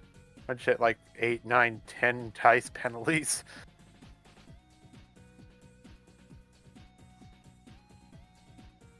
Well, with that, like it says, it does allow you to roll without taking the penalty. Okay. Oh, using. Oh, okay. Yeah. It means that you're accruing that exhaustion faster, but at the flip side, you're not, you're not suffering the penalty. Right. It's it's kind of, huh? Safoi. Hi. It Good to see you isn't again, Rykon. inevitable. But I'm awake. The intention behind this particular setup for it is kind of meant to emulate adrenaline. Gotcha. You can get those surges of adrenaline in combat that can help you to push through, and then after that combat's said and done, you just collapse. When that adrenaline rush goes away, you're just done. Hands down. It's like done. my third wedding. Done, Brian. Do not encourage them to lie. Also, hello there, Thundra.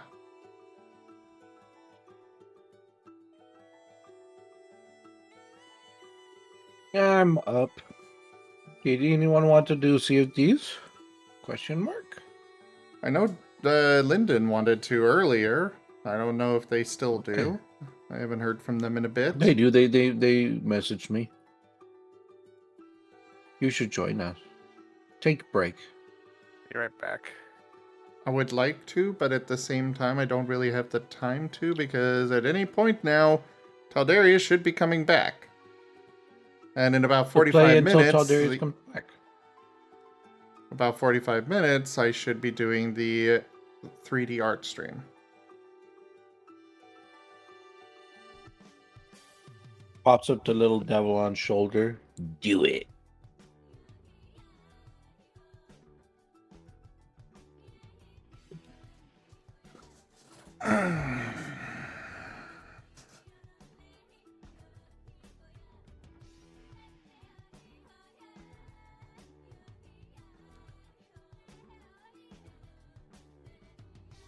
I'm gonna have to pass.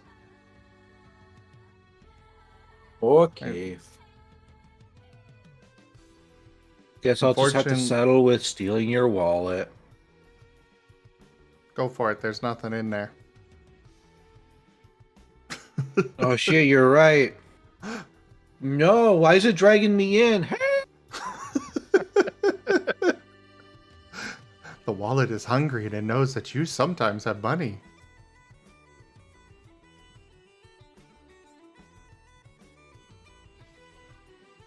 What about a certain amount of those being usable to deal damage? As in, there's an enemy a little too tough, too tanky, and you don't deal enough damage, but you can donk it into one huge attack to try to break through and win at the cost of being exhausted. I'm intrigued by this idea, Gip Gap. But how would you suggest... I feel though that encourages stupid gameplay though. I mean, literally all of this. Here's obvious boss. Well, I mean, like, oh, here's obvious boss monster that you all are not supposed to face yet. We should run away. Oh, they're charging at it. Oh, and it just kicked their ass.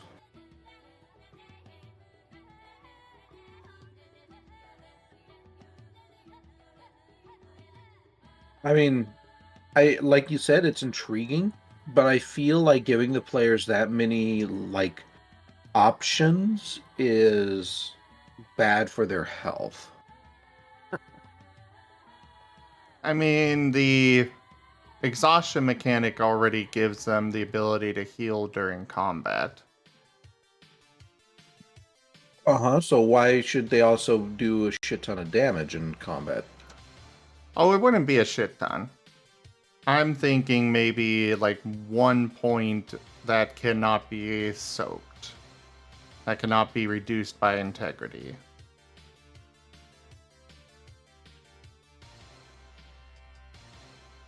Which is definitely not much, but... Yeah, no. I mean, it's up to you. But I feel that if I can go into a fight, deal unblockable damage, and I can get my ass up and heal and run away, I don't know.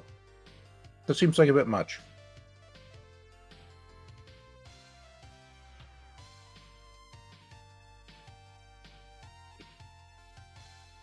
Yeah, I'll agree there. We won't have that.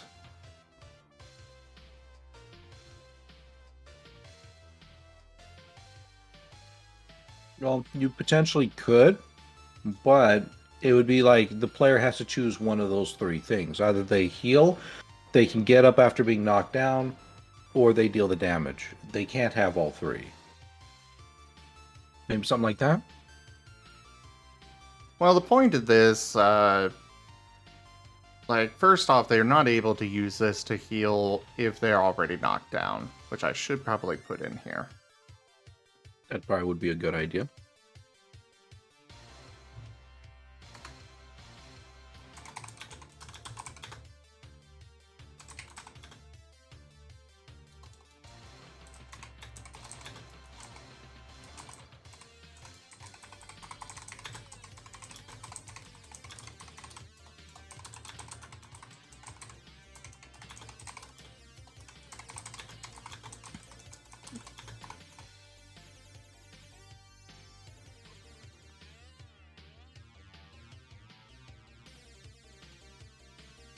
I just took my pill.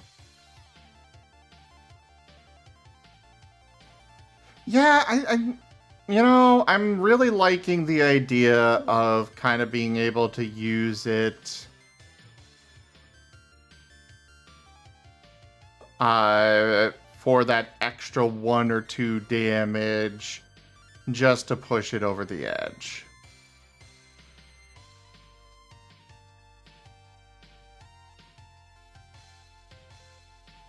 Yay, I did an achievement.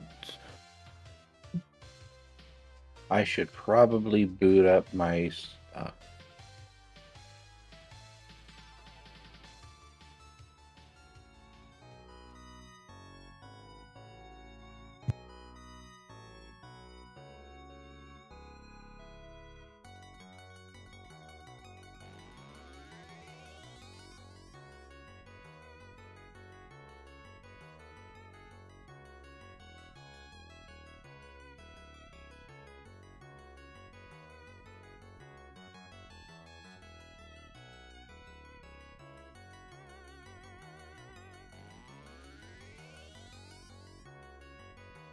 Well, Jits, the penalty for this would be the exhaustion mechanic.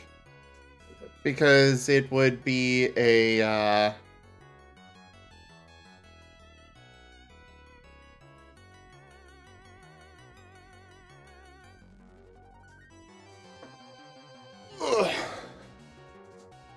it comes down to the exhaustion mechanic as a penalty.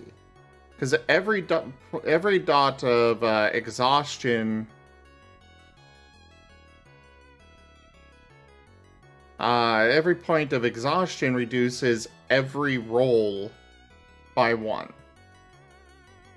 So the moment you start using the exhaustion mechanic, like, yes, you could blow through all 20 points of it for a lot of damage and stuff, but you're going to wind up basically being just absolutely destroyed.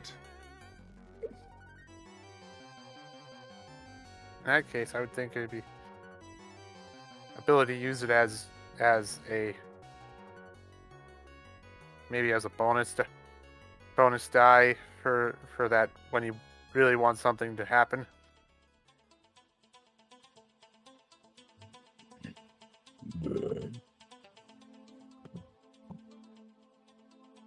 And part of the exhaustion as well is that, you can absolutely very quickly wind up being unable to do anything until after you get a long rest from using this.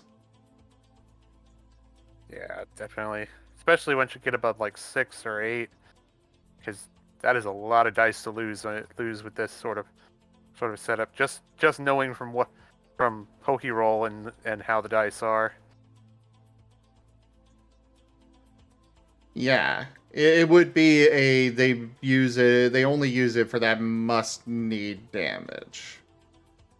Or the healing or such. But I don't feel like it's that big of I don't feel like it encourages stupid gameplay. Or at least if if somebody's stupid enough to just be like, yeah, I'm gonna pump all my exhaustion out into attacking. Yeah, they're gonna be, It literally is going to equate to many days of in-game downtime to recover. Because you only regenerate 2 exhaustion points per long rest. So what is... I'm back. Welcome back. 2 points of exhaustion. I'm just doing my stream. Oh.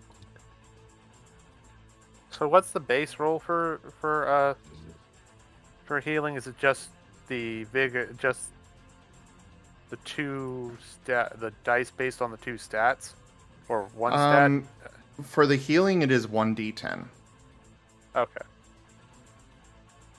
So it's really not much, but it'll give you that extra boost. So I guess the question is, what's the advantage to putting dots into vigor and willpower? It gives you the ability to re-roll. It gives you the ability to heal during short rests, or heal during combat. Got it. So they're charges of each, basically. Okay. Yes. So if you have, if you've got 4 dots of willpower, that's 4 re-rolls. Got it.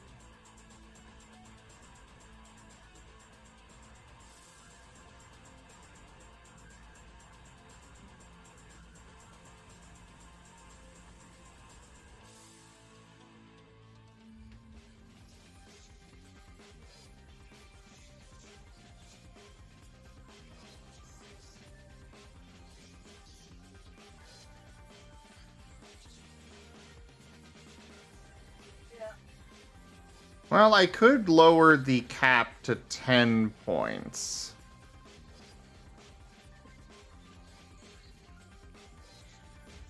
I'm a cap.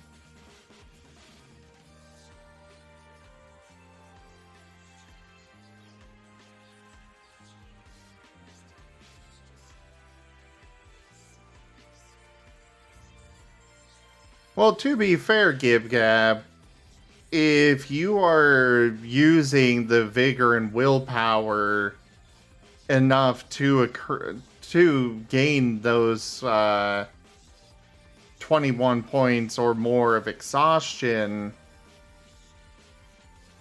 you have put your body through a lot. I understand that it would not be fun for roleplay, to just be completely incapacitated. But that's also a lot of stuff that you put your body through above and beyond what you're normally able to do. Okay, I'm starting up my stream. Okay.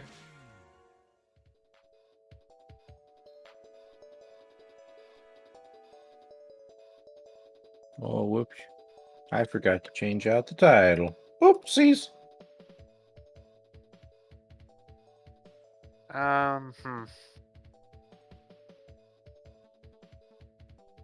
actually wonder if...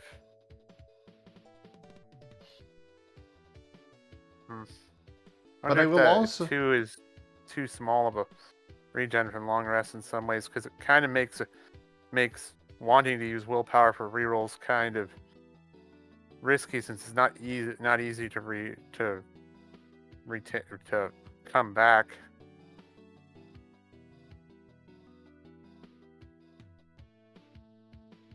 I thank you, Lyndon. Yes. I shall never be rid of you. Uh-oh. No. I have wormed my way into your community. You shall never be rid of me. I don't know. I don't see much anymore, Lyndon. It seems to be pretty easy.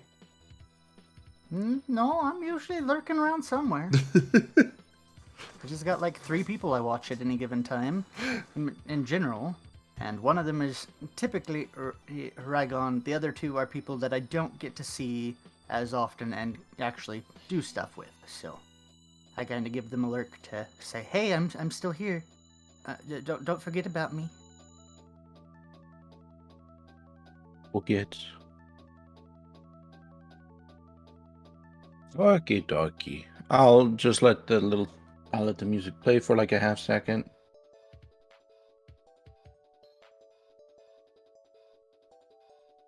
Oh goodness. That was a good nap though.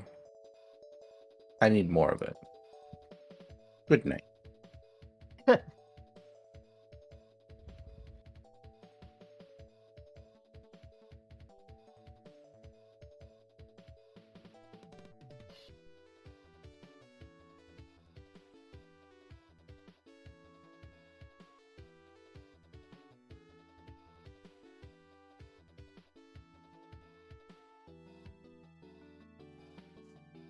So what exactly are you suggesting, GipGab? Because I'm not hearing any actual suggestions here.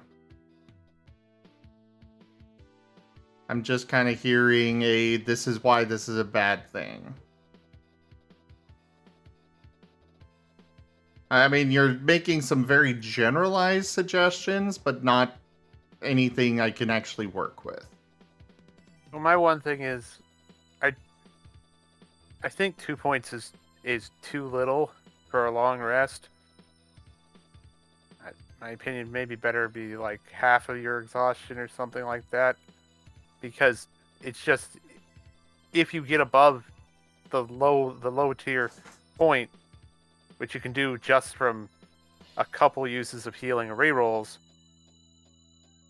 you're saddled with a penalty for a few days with the current setup.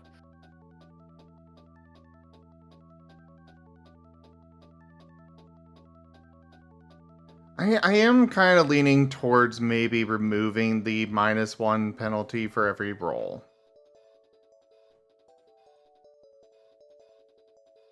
I am contemplating that.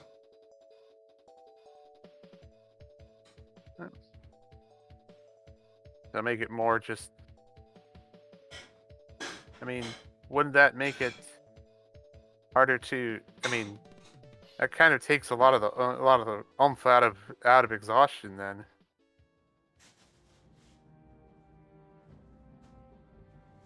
We could do -1 penalty for every 5 points of exhaustion. That wouldn't be bad. Or maybe every 4 dots. I think 4 dots might be better. So Yeah, at 4 max, dots you're would make getting a more sense. -5. Yeah, that would give you at least a couple points of leeway for die rolls if you need them in a pinch. Yeah. Meh. I still don't want it to remove the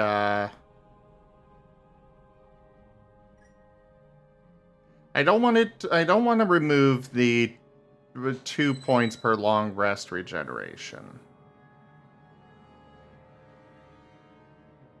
I guess we could come up with something else.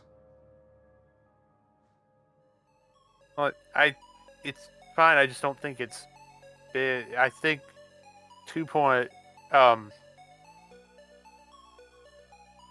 at 2 up, 2 down, or 2 up, 2 regen. It just felt like it would put a character out for a long period, and also would make using willpower and vigor a considerable risk. Was at least more than like once a day at most.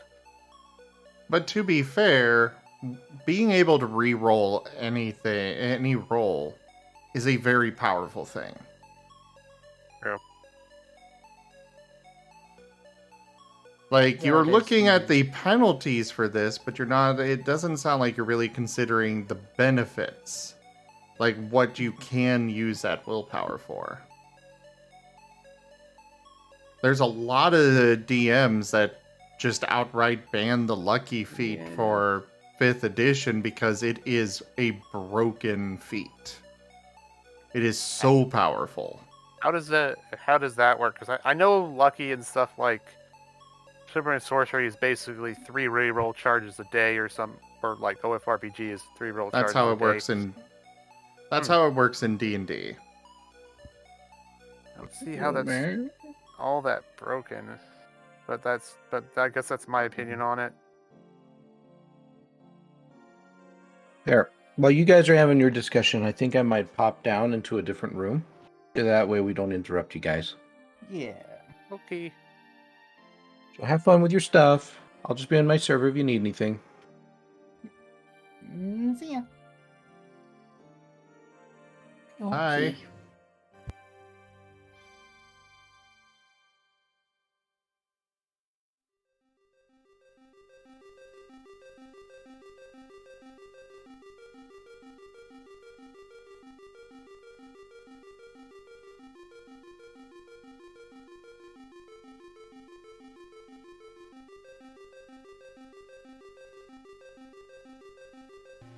Yeah, rerolls are very strong. Like, yeah, you could wind up with the same roll again. But you could also wind up with a much better roll. Yeah, but even lucky as is only 3 rolls in a day, which is a lot of time even for D&D.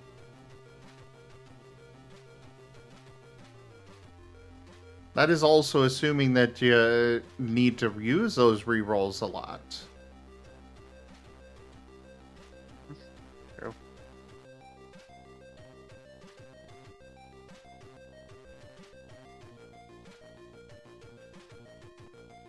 Because, like, lucky itself is just a very, very strong stat. Strong feat. Being able to reroll something is very strong.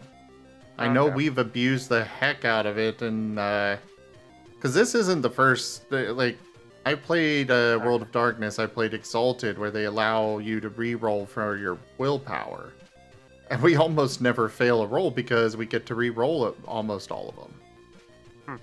Okay. Yeah, I mean, I guess in the setup as is, it just feels like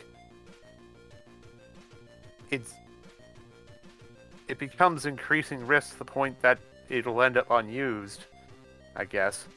And just recovery, well, as is recovery is even for like getting up towards 5 or 6 could put a character way down on performance for a couple days and require downtime. Okay. The forcing to me is better. It works more though. We're also, what we're talking about here is that you have used a reroll 20 times.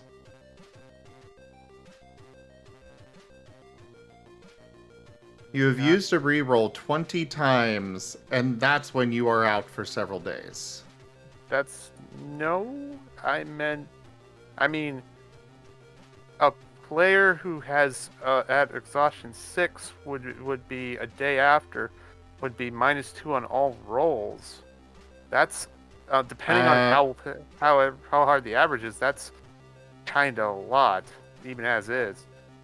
Okay. A max character will be rolling. Like, if you max out your stats, you've got a 20 dice pool. A 20 die dice pool. That is at the max character. Or maxing out a stat, period. A -1 is not even going to be noticed with that. Even a -2 isn't going to be noticed with that.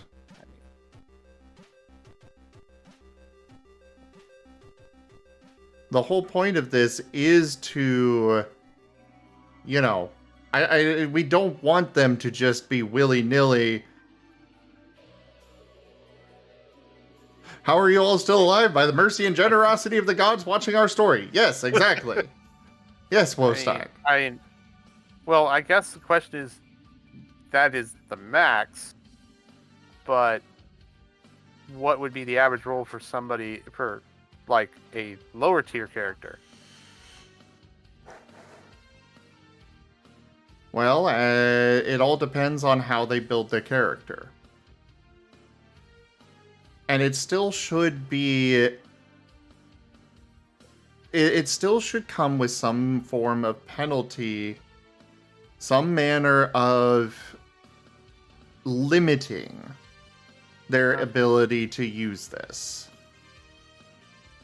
Because if we just remove, like... Okay, so... Your suggestion of getting rid of the 2 points recovery per long rest. Are you suggesting that they recover half their exhaustion or all of it per long rest? The original suggestion was half. I would be, as I said,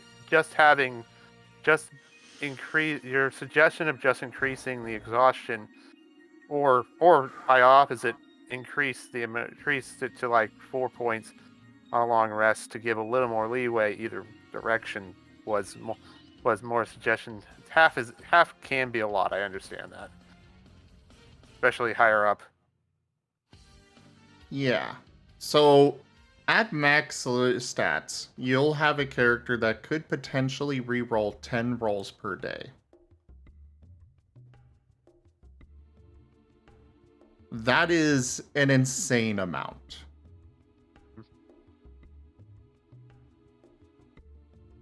Three is slightly reasonable.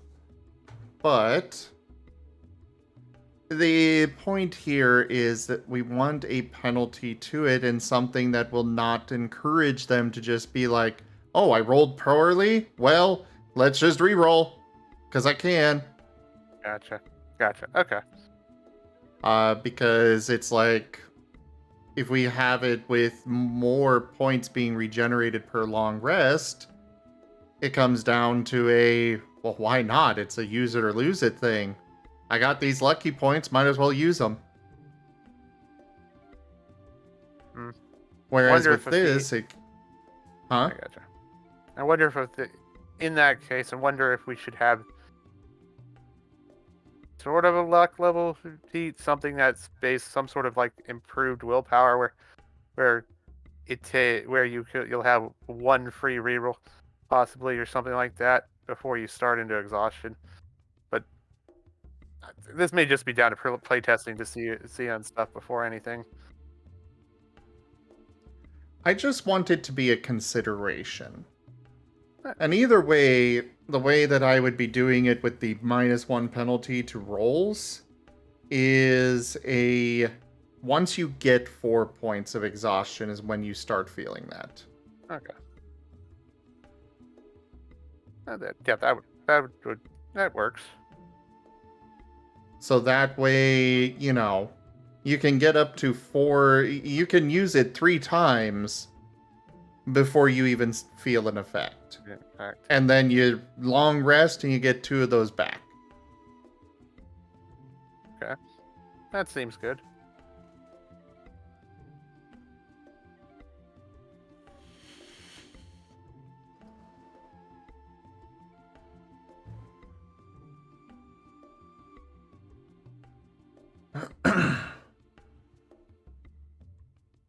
Well, legit, what we're saying here is that we're reducing the penalty altogether. So, like I said, we can... Like, I don't want to do away with the 2 points per long rest as the max regeneration. maybe we'll add, like, I'm still playing with the idea of adding feats to this system as a whole. But we could possibly add a feat that allows you to regenerate 3 points per long rest. Or something along those lines.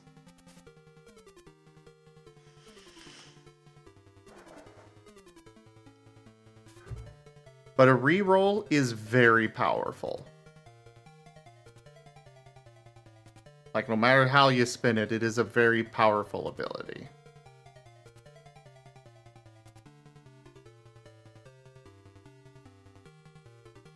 Granted, there are plenty of times where you still fail horribly, even with the reroll. But that's beside the point. You still had that extra chance. Can I add an additional suggestion for willpower then? Sure. Preemptively using it as sort of an advantage roll.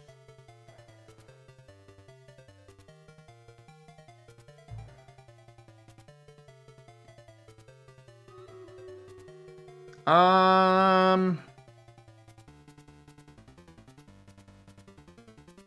don't like that as much. Okay. Because basically, when it comes to advantage, it's basically the same. It's basically a weaker form of a reroll. True. Because, yeah, you're rolling twice and taking the higher, but basically a reroll, you're doing the same thing anyways. In reaction, that's true. Yeah. Except on the flip side, you know that you failed the first time anyways, and then you're choosing to use the points. True, yeah.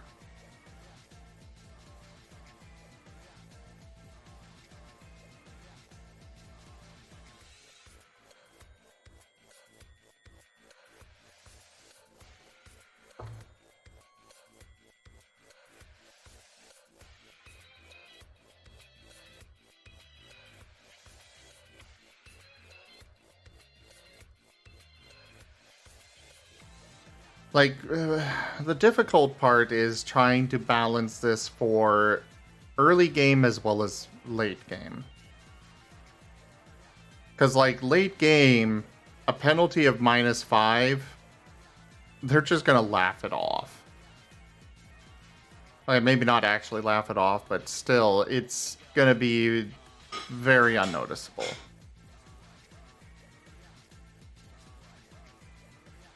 Could upscale it with stat tier or something, or give the option. I don't like the idea of it scaling. Okay. Because for me, that takes away from the power of the character. Like, if your penalties are going up as you, like, if the penalties are going up as you get stronger, are you really getting stronger? Gotcha. You know?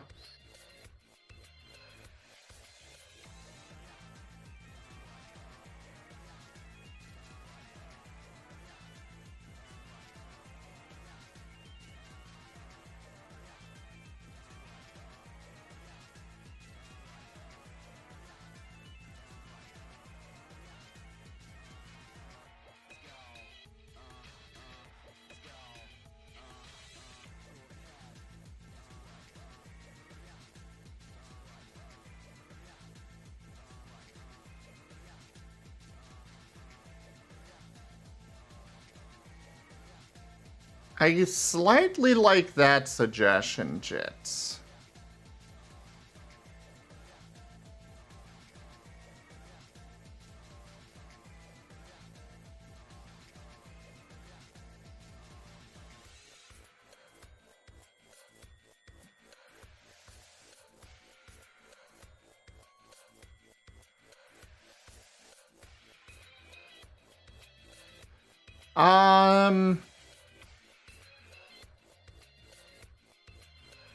Well, you can only use a reroll once per roll, Krisovs.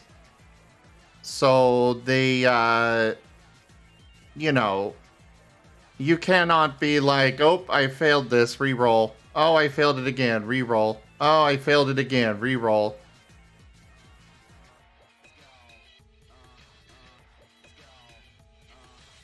I do like that idea, is a scaling penalty. I do like that idea.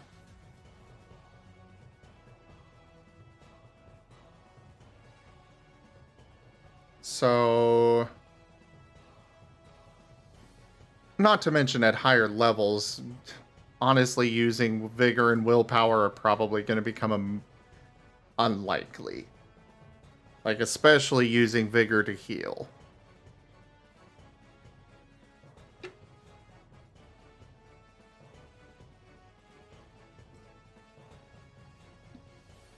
Because at that point, you've got means to heal yourself outside of using the vigor. You've got other means of healing yourself in combat, etc., etc. Like,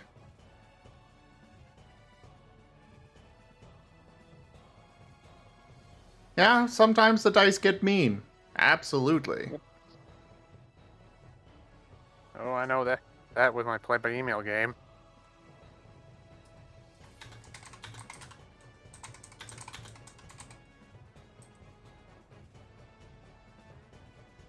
Also, it was already every 2 points of exhaustion will cause a -1 die penalty, so at most you'd get a -10. But we'll adjust this.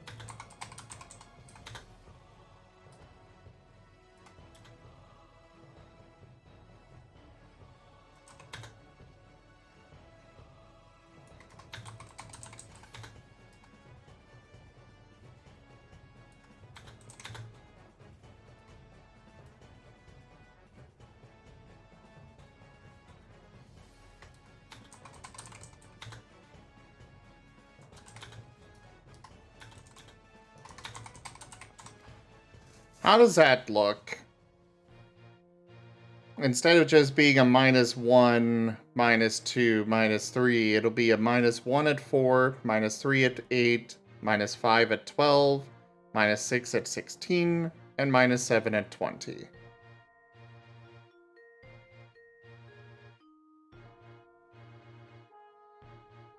Okay.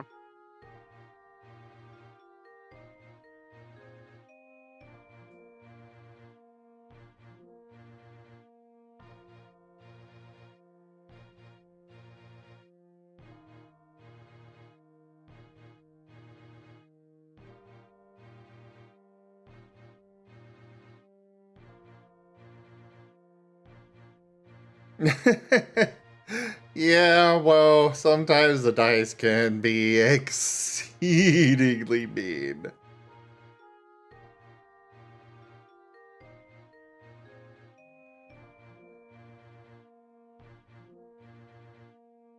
Oh, I messed that up. Derp. So it would be -5 at 12 points, -7 at 16 points, and -9 at 20 points.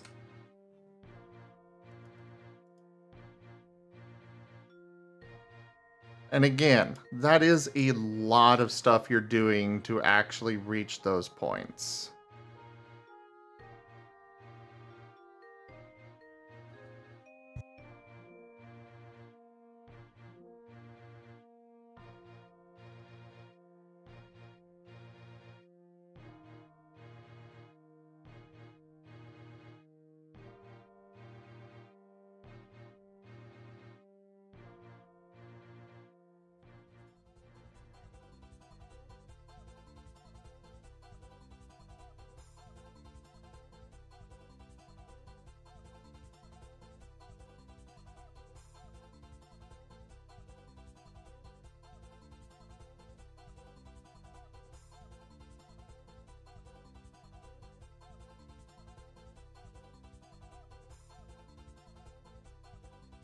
No, it occurs to me that it basically turned out to be pretty much the same. It's just not as often that you get hit by them.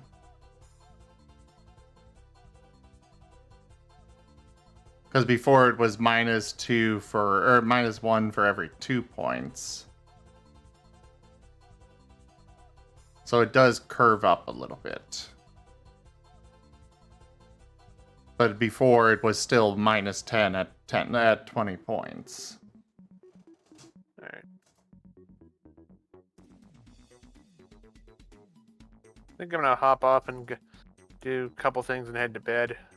Good discussion though, and hey, definitely up if the application comes up to try to get in on this. I will let everybody know when that comes up and available. I will tag the Twitch viewer role, so make sure you've got it. Okay. Alright. In any case, hope you have a good night. You as well.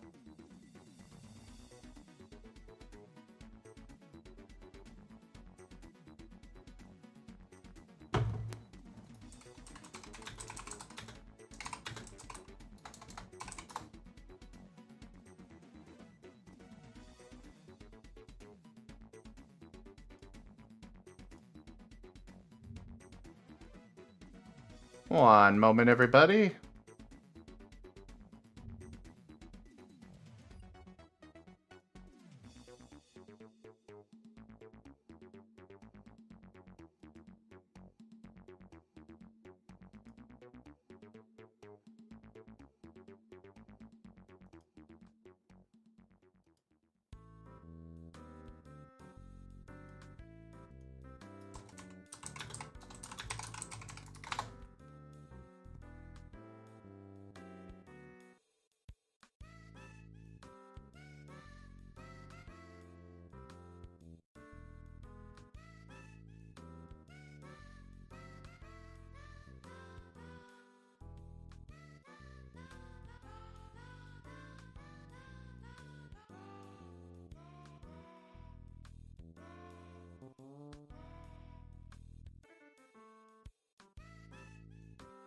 Well, technically you would have 3 points that you could use without taking a penalty, Krisovs.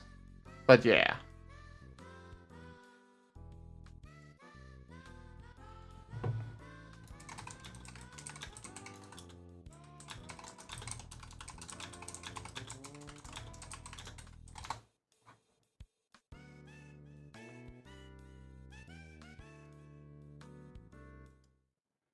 I'm going to go ahead and split up the recording here, though, everybody.